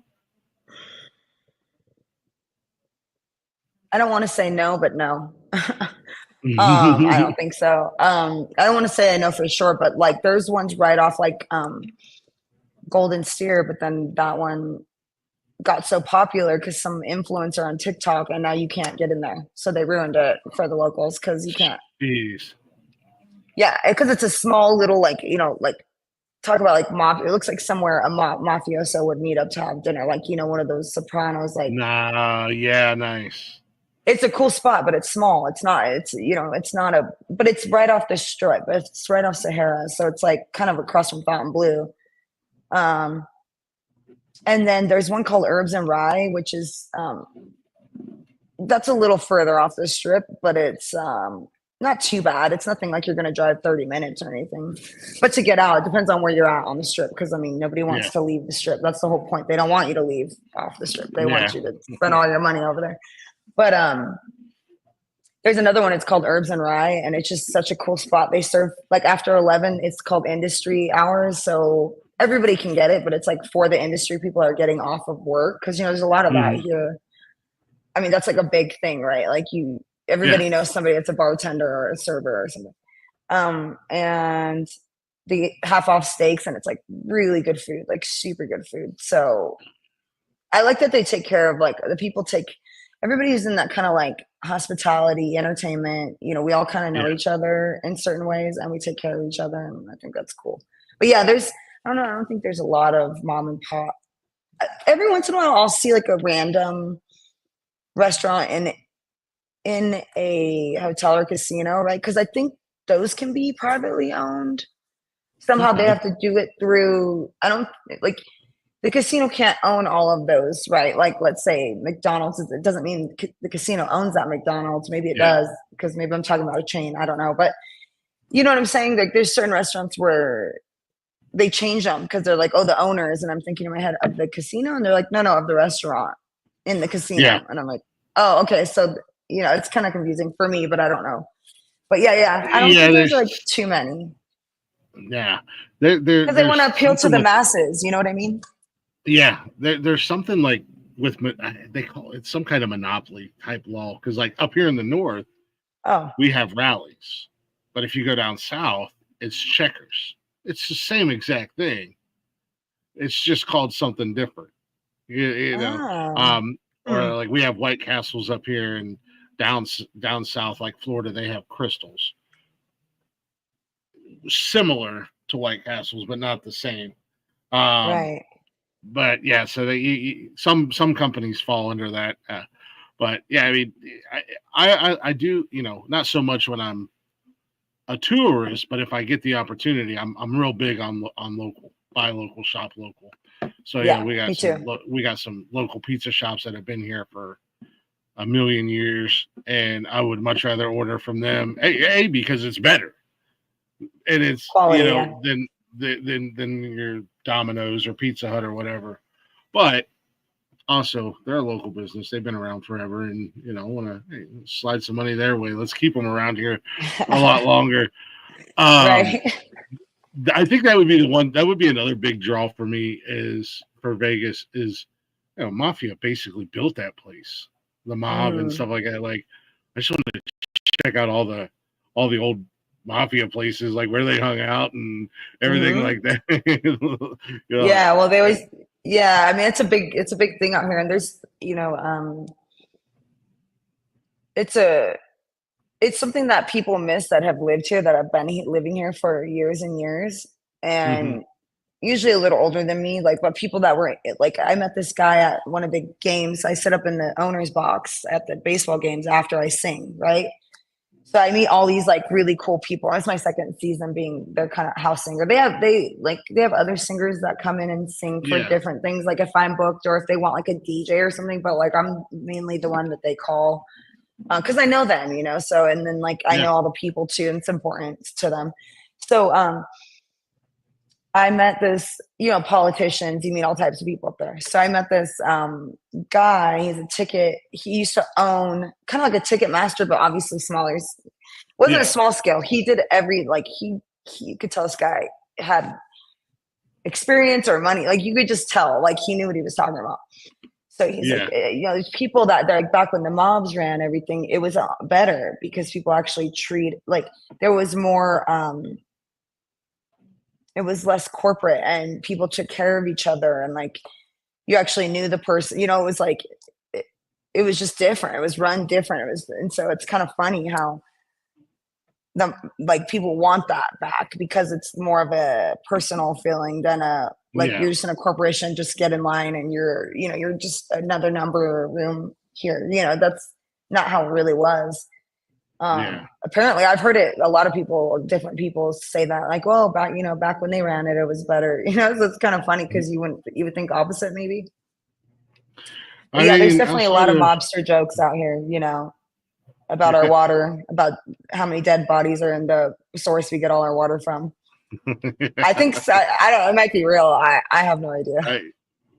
I mean,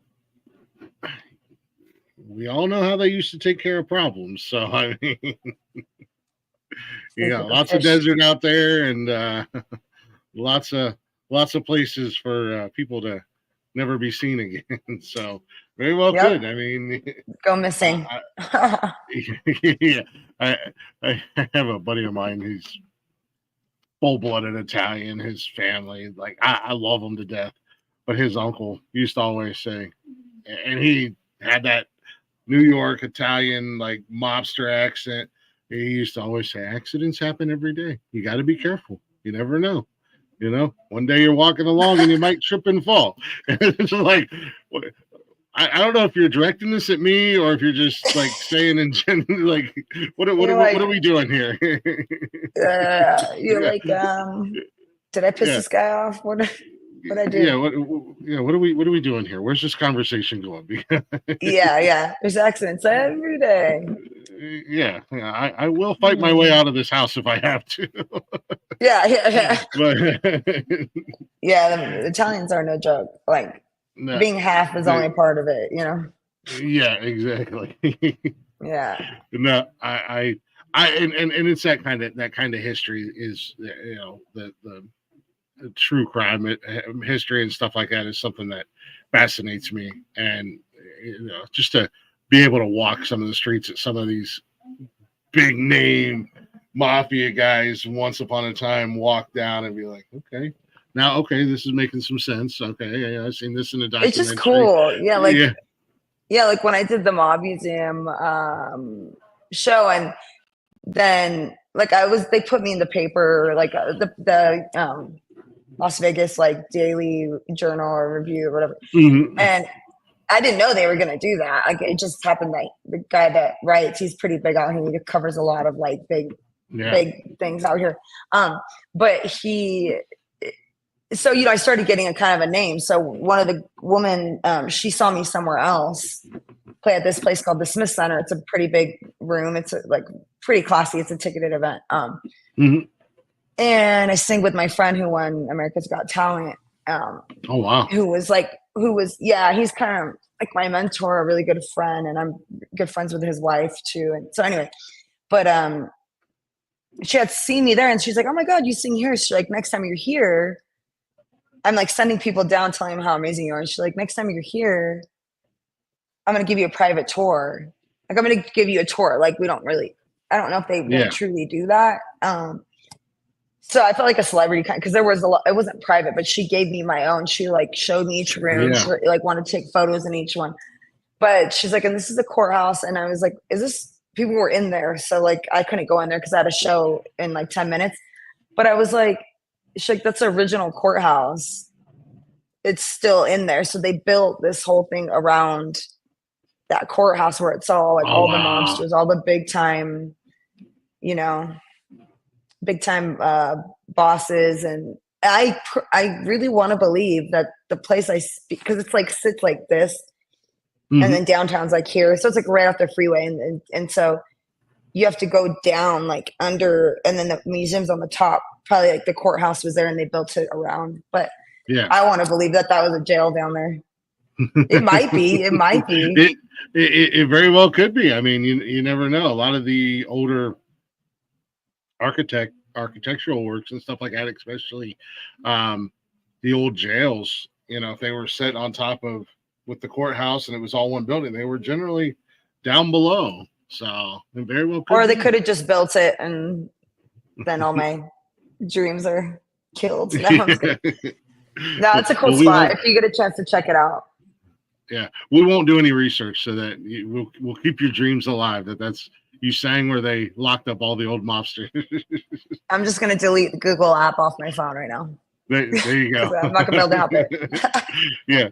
Well, the apps all listen to us, so you're gonna get on Facebook or something, and it's gonna be like, "Did you know that the mob? It's not even a real courthouse.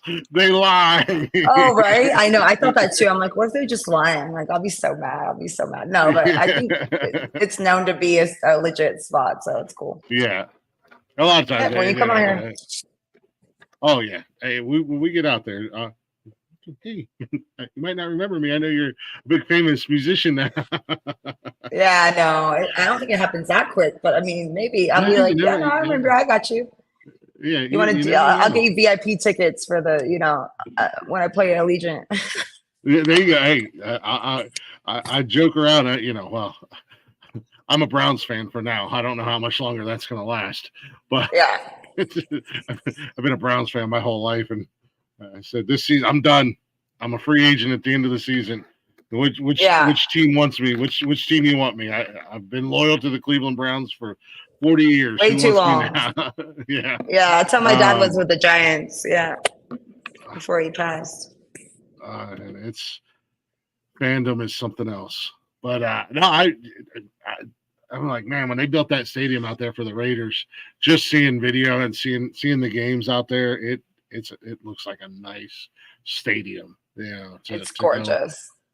Whether you're going to watch a game or catching a concert or something, like it would be something to just to go, just to be inside the stadium. It's beautiful. The outside is gorgeous too. I mean, when you drive past it, it's just like it's so brilliant. I mean, it has so much brilliance in it, like the way they built it. Yeah. It's super nice. Yeah. Does have you got the opportunity to? I'm assuming you have, but get inside the Sphere yet, or have you seen a show at the Sphere? You know what? I actually have not, but place I was telling, remember that place I was mentioning to you earlier, the Promenade. Remember I was telling you how I was singing, and there were a bunch of dudes in back. It's right across the street from there. Like you could just look up and see it. So literally a block over. Oh wow! So it's crazy. I've never been there. I just, like I said, like unless it's somebody that unless it's somebody that I really like, an artist that I really like. I just don't like to. I'm around people all the time, So it's like Yeah. just to go and see random. I can see how that's fun for other people, but for me, I'm like, if I'm going to spend $800 on a Eagle for the Eagles that they're out, the Eagles are here. I want to make sure that I really know, like, want to be there because even though Yeah. they're amazing, of course, it's just like, I mean, them I'd probably go see there, like, Yeah. but I have a friend that I guess he has like box tickets to the Chris Stapleton out here, Oh which wow. those are just crazy expensive. Yeah, at Allegiant, and Mhm. I might go to that one obviously if I get. My friend got me a VIP ticket to this festival too. So it's like a lot of times it's like someone giving me a ticket. So a lot of times if I'm buying it though, I'm like, because I don't ever have to buy it. It's kind of like, I want to be pickier, I guess, about where they're all so expensive. Yeah. So Yeah, I was gonna say the price factor is huge, but I mean, hell, if you're getting them for free, I mean, that's the best deal you're gonna get. Hell yeah, I don't know. Right? Yeah, exactly. Tickets free. I'm The there. perks of being a singer, man. It's a perks. I get my friends make fun of me all the time. They're like, "Oh, okay, we know Miss Celebrity." Like my real close friends are like, "All right, Miss Celebrity," because I know it's like once like I kind of where I live, I know I just know a lot of people from singing. Like even when I would sit up in the owner's box, like you wouldn't think that I would just I would know people every time that I already knew, not from the baseball team. Just like oh yeah, I did like singing here now. So it's cool. I like that about Vegas. It's like very where we live in this area. I was gonna say for as big as Vegas is and as busy as Vegas is, it almost feels like in the industry, like in the entertainment industry and the hospitality, it almost sounds like a small town. It almost sounds like what do they call it? Small town feel. Everybody knows everybody. Yeah, like what do they call it? A big small town, or that's what they call it anyway. Like they have, that saying, like it's a big small town. It's like it's weird, yeah, because you think that there's so like it's so vast, and it's not. We all know, like I said, all the musicians all know each other. It's not like LA where you got like thousands. It'd be impossible to know everybody, or like exactly. It's very easy to like know a big group of people here and like actually know them, because it's the people that you see are tourists. They're not living here. Yeah, they're not living in and out. You know what I mean? Yeah, with being a singer, I'm sure you're running in that same circle. Everybody you kind of see. Oh, so and so's playing here. Oh, I just played there last weekend. And yeah. Or I want you to meet this guy. You should play with Katrina. Okay, cool. So it's a lot like that. Yeah. Nice. So. Yeah, you can't beat that. I love hearing because again, as a fan, you hear all the horror stories and how it can, and I mean, any form of entertainment can be very cutthroat. People will step on their own mama to their grandma to get ahead, but yeah, I think that's one of the coolest things that I'm hearing about getting to hang out with like you and other musicians that are still coming up. Even with Nashville, I'm surprised at how many good things I've heard about the inner workings of Nashville, because you always hear the bad, you always hear the negative. So it's cool to hear that there actually is a really good community out there, people who look out for each other, take care of each other, and have the best interest for each other in mind. And it's not like you're literally out there walking into the octagon every Friday night, just to do a gig. Yeah, no, the people out here are great, but it does take time, like anything else, like because everyone knows each other. There's a trust thing that's more valuable, I think, than somewhere in LA, right? Where you kind of have to like, people want to know that they can trust you as not just as a talented musician that they play with, but like you a cool person. Like, should I recommend you for this? I don't know you, and because that trust is already built between them, everyone, that you kind of have to earn it. But once you earn it, then you like know everybody, and it's like everybody's.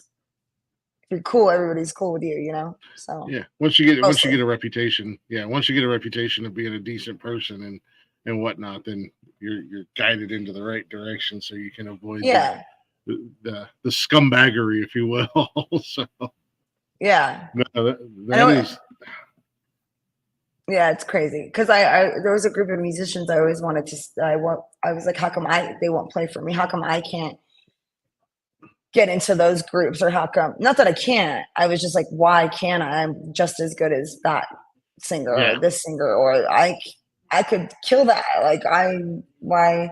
And so it's crazy to see now, only 2 years later of doing this full time. Like I'm already with the people I used to think like that about, like, and yeah, they're telling other people, like, have you heard Katrina sing? Man, she's talented. Like, like they're actually repping for me, and now it just feels normal. Or like, I'm playing with some of the best musicians. Like, I just admire them and respect them so much. Like for being in a band with me, like I like to take care of my band and treat them with respect. And I don't like a lot of drama when it comes to that because it's like it's come out, it's like a family, you yeah, get in your like things, but we all kind of like adjust to each other. So it's really yeah, cool. yeah, yeah. Not every And day I'm is loving going to it be on here. sunshine. Yeah, not every day is going to Yeah. be sunshine and rainbows, but that don't necessarily mean every day is a bad day. No, that's True. that's awesome. That is Yeah. awesome.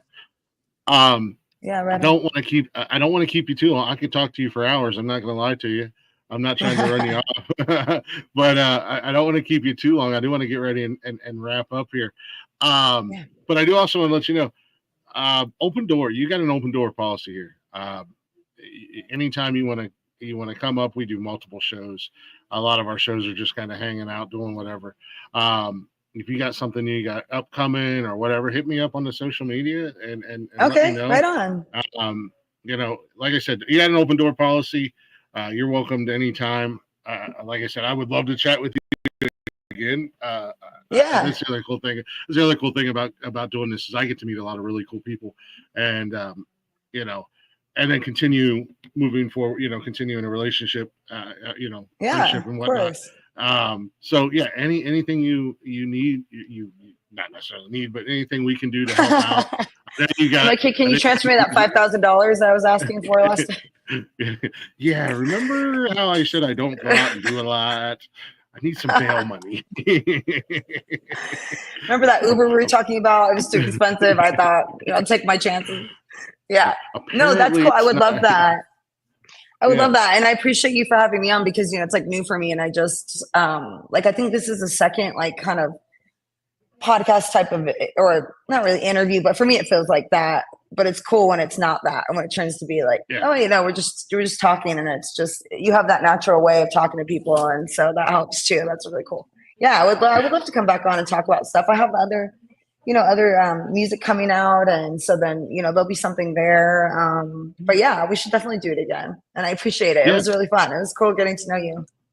Absolutely. So, uh, if it's all right with you, and I know you got the new song out, but you got the couple covers on there, and I was actually when I was downloading earlier, you've got a cover of Rihanna's Diamonds, and my Uh-huh. daughter was back here. I was putting her photo, and she was like, "Who's that?" And she couldn't see you because I had the screen down while I was uploading videos, and she's like, "Who is that?" And I I know was, kids love me. That's a good thing too. I'm like, I was like, Katrina, the lady I'm having on tonight. And she's like, "Oh wow!" And then I popped it back out so that I could. And she's like, "Oh my gosh!" And I was like, "What?" And she was like, "I just didn't think she was gonna look like that." And I was like, "Is this a bad thing or a good thing?" Like, you're gonna insult my guest. I know. You're like, I'm gonna wait to tell her this at the end of the episode, Yeah, so just in case I'm not like click. yeah. No, that's so funny when Um, people do say that. Yeah.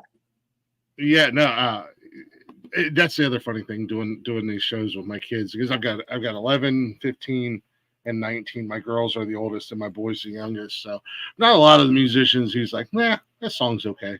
Yeah, he's 11. Yeah. He don't care. He's like, he just wants to go play Fortnite. Yeah, at the end of the day. Right. Right. Right. But Yeah. my daughters have, they'll hear the music as I'm downloading and preparing and doing stuff, and they're like, "Oh my god, who is that? Where can I find them at?" And then next thing I know, they're in the shower and they're singing along to their songs, and I'm like, "That's cool." That's because really cool. you Kids know, push for me, that stuff. Yeah. yeah, and then they tell their friends, and so Yeah. no, but she was like, "Oh my gosh, I like her," and I was like, "Okay, Okay. Okay, right on. We can be friends. Cool, cool. Look, there's her YouTube channel. Go follow her." But, so we take breaks on our other shows and we play music, and I always ask, but I would love to continue to play your music and add it to our rotation, if that's all right with you. Yeah, I would love that. Are you kidding me? sure. Yeah. And then I am currently working on, because I just learned this from a former guest, because I'm an idiot and I don't know how anything works. On Spotify, you can create your own playlist and share that playlist out. Yes. So You gonna as I add said, me? yeah, I want to add you to the playlist. I'm still working on it and figuring it all out, but I would love to add you to the playlist if that's all right. And once I get I it would done, love and that. I'll be able to add to it and stuff, but I'm going to start pushing it on our social media as a way to not help you guys get more ears on what you guys are Yeah, it's doing, so because cool. I do become a fan. I'm not just going to bring anybody up here all willy nilly. I've actually had to tell a very good friend of mine that a friend of his was not a good musician, and I don't think he took it Oh, very well. But I'm like, yeah. but he's just not good, man. Yeah, you can't. Yeah, that's a tough one. That's a tough one. Yeah. Yeah, it's like I'm not gonna bring a guy on and blow smoke up his ass and hype him up, and then people are gonna be like, "Yo, Glick, we was listening to this guy, You are and so fake. he's whack, and we're not listening to your show anymore." I'm like, "Hey, I got a reputation here, all right?" Yeah, no, that's all part of it, man. Don't ever feel bad. You shouldn't feel bad about that. Like, Yeah. there's always that one person you're like, okay, yeah, yeah, okay. Mhm. We're gonna see you. You know, A for effort, but yeah, Yeah. it's not for everybody, Yeah. man. It just isn't. And the good thing about music is you could do it whether you're good at it or not. I mean, Mhm. but when it comes to people choosing, you got to let them choose. Yeah. It's for the people. It's not for us. It's for Yeah. people who need the music, like need to hear the music in some way or another. You know. I know I can't do the music. That's why I do podcasting. I, I have had a guitar for about 20 years, and I couldn't. It's a great hat rack. I couldn't play the first chord on it, and Right? I know. cannot carry a tune in a bucket. Now in my car, if nobody's home and I'm in the shower, I think I think I'm freaking Bruce Springsteen or Mick Jagger or whatever. Yeah, I'm the yeah. greatest singer on the planet, but I put on a hell of Guns a N' concert Roses in up my in there. car. Yeah, Yeah, I put on a hell of a concert in my car. Let me tell you what. But you'll never we catch me all do singing on. actually. Yeah, you'll never catch me singing online or on stage anywhere. I mean, you might catch me on stage being an MC at a concert, but outside of that, I will not be singing. I'll do what I do best, and that's talk. We all have our strengths, man. But yeah, Yeah. no, I would love that. And that would be awesome if you could, yeah, if you want to put my song on the playlist. And Yeah. yeah, this was really cool. It was cool. It was really good getting to know you. I'm glad that you reached out. It's kind of like for me a little bit more surprising and also random because I didn't know how you found me. Yeah. But it doesn't matter because it's exciting and it's cool and it's almost even better that you don't live here because it's like I like to like make these kind of friends, like Yeah. within the music, somewhere other than where I live, obviously. Yeah. So yeah, it's cool. I appreciate you having me on, and now I'm hungry because we're talking about food so much.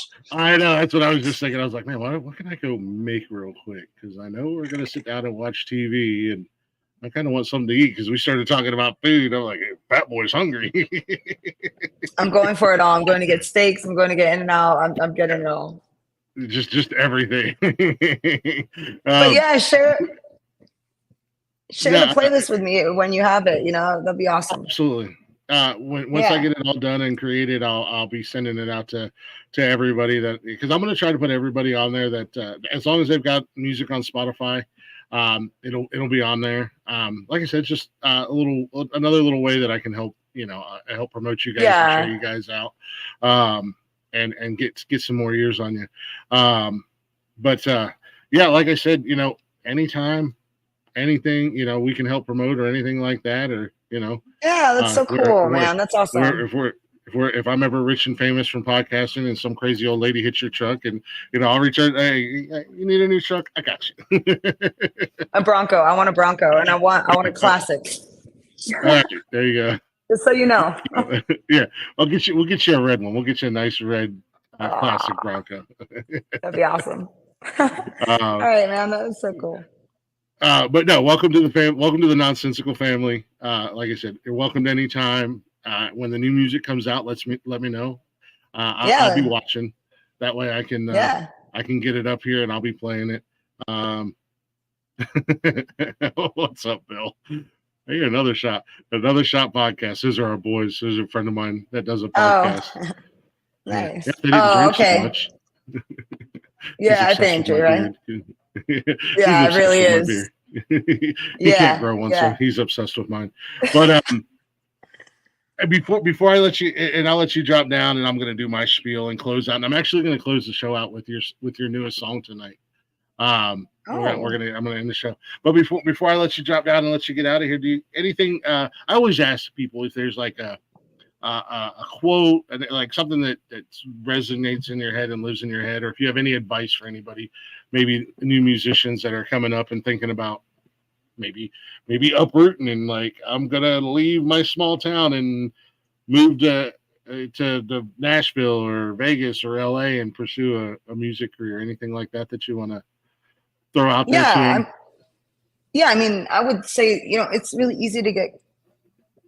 Look, being a musician and really wanting to do that as a career where there's nothing wrong with having a side hustle, but like you want to focus all your energies into your passion and your career like anybody else, but it's not easy. And so I would just say that creating original music is it does the opposite.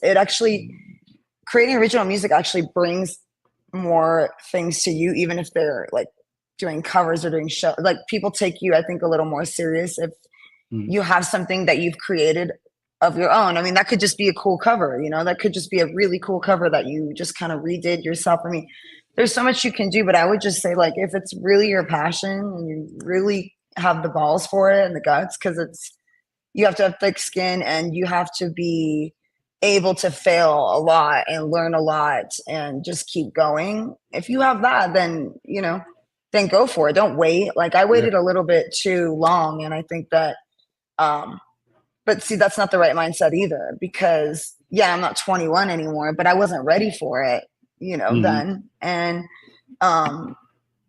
I wasn't experienced enough, and I've learned so much in 2 years. I mean, like literally I can't even, it fathoms me that it feels like 10 years for me. So I think if a person's really passionate about the music, all the other stuff kind of falls to the wayside. You know what I mean? Just not to be scared, not to be intimidated. You only have one life. Like if music is such a powerful, and if, it's such a powerful way to communicate with people, and it's a gift. And if you don't want to waste that gift, you know what I mean? Just because you're fearful of letting go of the day job. And there's so many great places where you can make money, make a living off of music, and then maybe do a side hustle. I mean, if you need to, but not in Vegas though. If you are talented and you work hard and you're willing to learn, you can make a whole living out here. So, I would say that to anybody. Yeah. I mean, I would say you're never too old to never chase after your dream. I mean, I was 40 when I started doing this, and this has been a lifelong dream of mine, is to do radio or podcasting. And I was 40, and I was just like, and I had that initial thought too. I really kind of missed. I kind of missed the ball here, but we started doing it, and it was a little crazy at first, but we're finally figuring things out, and we're 3 years into it, so we're kind of. Oh yeah. I am. I can't speak for the other guys around me, but they're a little feral. Yeah, right. It's okay. We'll work on them. But no, I would just say that. Yeah. And it really is never too late. I just learned how to play piano last year. I know how to read, play, and like I'm not a teenager, and it's possible if you are dedicated. In 9 months, I learned how to play a whole new instrument, classic music, but I studied every day and I sat down every day and I took lessons every week for 9 months. just depends on how bad you want it. And I think that's a lot of times that there's a correlation with talent and how bad you want it. You know, yeah, it's unfair. Like somebody was telling me, it's kind of unfair because you were given like a gift, and I had to work so hard to get to that level. But for you, it's just like you have something special, and it's kind of not fair. But it's also like you actually appreciate it. Like you're not a snob. You know, you don't think you're better than anybody. You always want to learn. There's always something you can learn from somebody. Oh yeah. And I guess actually the thing I would really want to say, and I think this is important, is not to compare yourself to other people. I think that is such a hard thing that people, a lot of, especially musicians, it's very easy to compare yourself. So I think if you just compete with yourself and the only person you're comparing yourself to is yourself, then I think that's the best advice. You always have confidence. You know, it's like, at least I'm failing for me. Who cares what anybody thinks? Like I look stupid on stage. Next time I won't, because I know better, you know? So yeah, that's it. Yeah. Well, the only person I'm in competition with is myself. There you go. Yep. Well, thank you so much for having me. I appreciate you. I will definitely come back on. I don't want my laptop to die. I don't know where my charger is at. But I would love it if you played this song. That would be amazing. Oh yeah, we're gonna play it. I know. I know. Yeah. Again, it's the network is all guys, and then they're like playing this chick for. Shut up and leave me alone. I like it. you know what? I don't. Yeah, I mean the guitarist on it. It's a cool dude from LA. I mean he does like death metal bands, and he loved it. You know, he was like, I love this tune. Like, I mean, you don't have to like. It's not really a track for a chick, for a girl. I'm not talking to a man. I'm talking to my own reflection in the mirror. Yeah, the whole entire song. But it's one of those songs that has double meaning. Like Amy Winehouse's Valerie, like she's talking to herself. Like, why don't you like? I miss. It's essentially the same thing. I'm talking about how I miss my, like who I was before my dad passed, and like all that grief and like the person you kind of turn into while you're grieving for a bit. I think everybody turns into somebody different. You could, you know, all the phases of grief and the ways you deal with it. Right. And so that's what this song is about. And it's about me missing him and missing myself because it felt like I lost a piece of myself. So I think it could be healing to a lot of dudes, you know, but I get what you're saying. You guys will like me because this next EP, I have a raspy voice, so guys like my voice, so they'll get over it. They'll like it.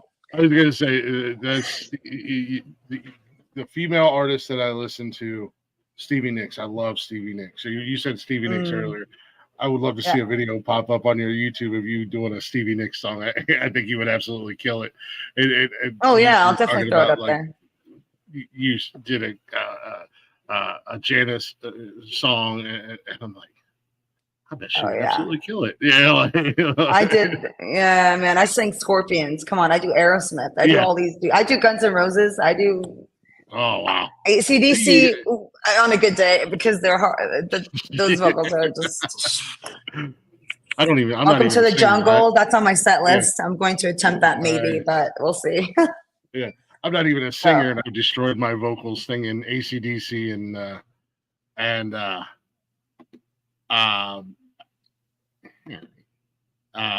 Guns N' Roses and stuff like that. And I'm not even a singer. I just like to sing in the car. But no, we'll be playing it. We'll be playing. We'll be playing everything on here. Definitely looking forward to the new stuff. Thank you. And like I said, don't be shy. Don't be a stranger. You know. We're homies now. I'll try not to be a creepy guy in DMs or anything like that. But it's okay. You don't have to worry about that. Most of them be like, "Oh, the song was great," or something like that. Yeah. That's what I like about you. That's cool, man. Appreciate it. Yeah. So no, I do. Thank you again for coming up, and definitely look forward to doing this again down the road, hanging out with you. Yeah, for sure. Yeah. Go to hell, Bill. Yes, his voice is angelic. I like this guy. He's a buddy of mine. He's a goofball. We're actually gonna be doing a show at the end of the month together. A little Halloween show about ghosts and paranormal and stuff like that. That's another I'm weird. I'm all over the place, but I'm really big into the paranormal. I might tune into that. I'm definitely going to tune into that. Yeah, we'll be doing that on the 25th, I think it is. Oh, nice. So it'll be early for you because we're 2 hours ahead of you. So it'll be an early time for you. Yeah, but the replays are always up on the replays are always on YouTube, and they're always up on we're on all the major podcasting platforms. So yeah, I saw that. Right on, dude. That's cool. Yeah, we'll be up there. So I will let you drop down, and I'll close out the show. Again, thank you so much. Definitely look forward to watching your star rise, so to say, and get brighter and brighter. I think it's inevitable, no matter how long it takes. It's inevitable. I think one day, you'll sell out the Allegiant there. I think see, you're manifesting for me. Okay, right on. Yeah. Me too. Yeah, exactly. All right, buddy. Thank you so much for having me. I appreciate it. Yeah, no worries. Okay, have a good one. No worries. All right. Yep, you too. We'll be in touch. Bye. Absolutely. Bye. Bye.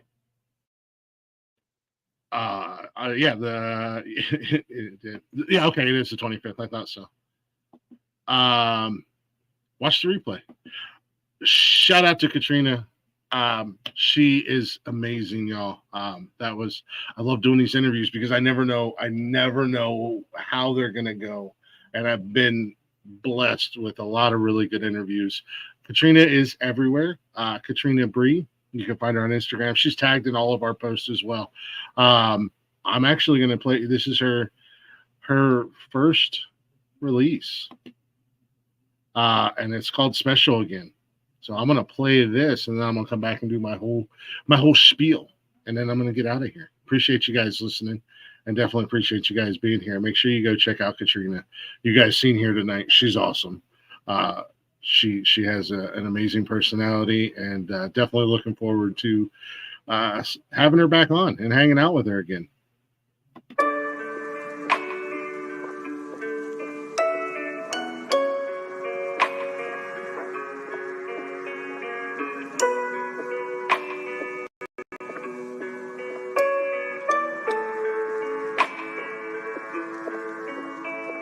I see your hazel eyes staring back at me, remembering what you said to me when you left with no goodbye. Had to ask myself why I didn't let myself cry. Was the time felt you into me, felt so special when you looked at me. Still remember, baby, the way you made me feel. What changed just so hazy?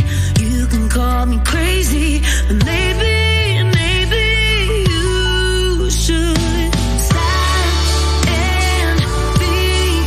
Been down this road before, looking in the rearview. It was only me and you. Why can't you see? Stop and think. Been down this road before. Only you know how to make me feel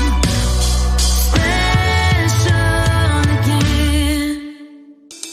I was always trying to fill a void, chaos of you leaving. Left my world destroyed, couldn't handle ups and downs. Always thought you'd be around. Damn, always thought you'd be around. Took some time for me to see the image staring back at me was stronger than your words could be. Don't need no apology. What changed just so hazy? You can call me crazy, but maybe you should stop and think. Been down this road before.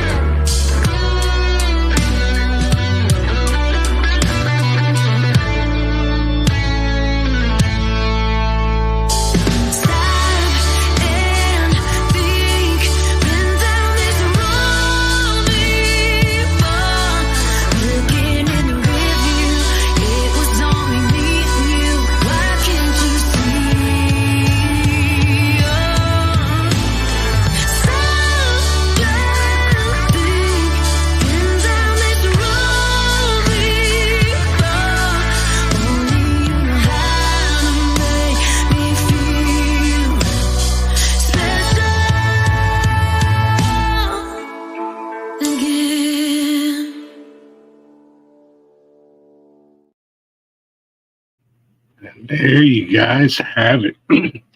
Excuse me. Brand new from Katrina Bree. Special Again. It's a very beautiful song.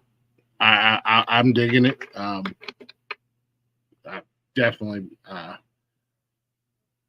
little backstory behind it. As Bathurst said, and as I've said a million times over again, music is definitely very healing. There's a lot of people out there that use music to heal. So, definitely excited to hear more and see more from Katrina as she continues to grow and whatnot. And again, huge shout out and thank you for being on. Again, she's everywhere, guys. Katrina Bree on all them social medias. You can find her. And if you have a hard time, just go to ours, and she's tagged right there in the post that I put her on here for tonight's show. So it's super easy to find her. Appreciate y'all being here. If you're not already, go ahead and give us a follow as well. We are everywhere. Facebook, Instagram, X, and TikTok. Shows are live Sunday through Monday on YouTube. And we're everywhere and anywhere you listen to podcasts. You can listen to us anytime, any place. All at the Nonsensical Network, where you can simply go to bio.link/Nonsensical Network. All those links are there. You can also check out our merch. We have our little merch line going as well with all kinds of goodies there. But most importantly, give us a follow, give us a like, and give us a share. Appreciate y'all being here. We will be back tomorrow night. Actually, real quick run through. Mondays is Men Caring for Men. It's a men's mental health podcast show. Last night's show was awesome. We had Chaka on there. Michael Bathurst joined us from their respective shows. Chaka does some Bitcoin stuff. And also does this happy hour show. I was catching some replays today. You can find Michael Bathurst everywhere at Michael Bathurst. He's doing AI music and football. He does a little bit of everything. Spirituality, football, and AI music. And Chaka is, I can't remember his channel name.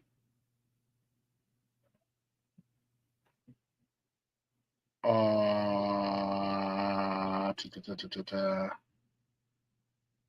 Lord. Anywho, I'm gonna figure it out.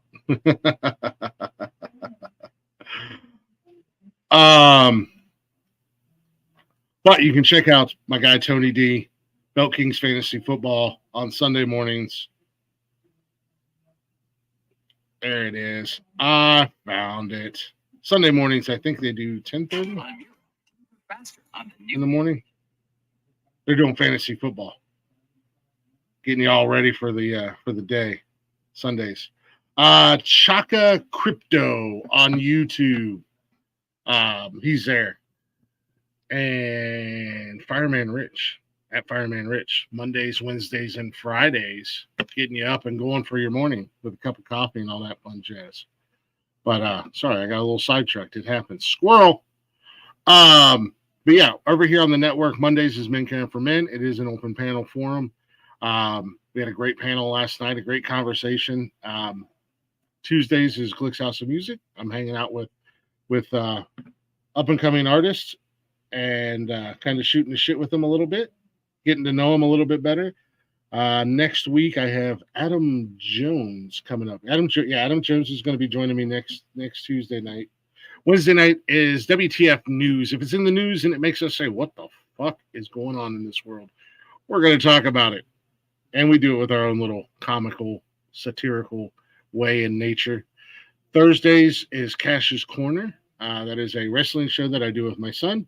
We talk a little WWE, make picks and predictions on pay-per-views and all that fun stuff. It's a fun little father-son thing that we do. Fridays is Nonsense and Chill with Blaze and Jeff. They're watching movies, man, and just talking. Yeah, they're just like hanging out, watching movies, talking shit, having a good time. Saturday nights is the main event, Nonsensical Nonsense. We call it the Open Door Challenge. We drop the link in the chat. It's unhinged. It's unapologetic, man. We let the lunatics take over the asylum. And then we wrap things up on Sundays with Unnecessary Roughness, your kickoff to kickoff. It is an NFL show. We run down the games, give our picks and predictions and comments, and talk some football shit. We have a good time doing that. That's myself. Former guest of this show, Derek Wayne Douglas, and Rick and Cam joins us from time to time as well. And that's also an open panel. So if you want to talk some football, we drop that link and you guys are able to come up and chit-chat with us. But yeah, check us out. Jeff's Garage is on a little hiatus, but it's eventually coming back on Sunday evenings. But check us out, Alta Nonsensical Network. We appreciate you guys listening. We appreciate all you guys that follow us and enjoy what we're doing here. Hopefully you guys are enjoying it. I work very hard, and I have a great cast of characters with me that we try very hard to bring some entertaining content. So hopefully you guys are enjoying it. And don't be shy. The Chatter's Box is always open. So we'll see you guys tomorrow night, 7 p.m. What the fuck news? That being said.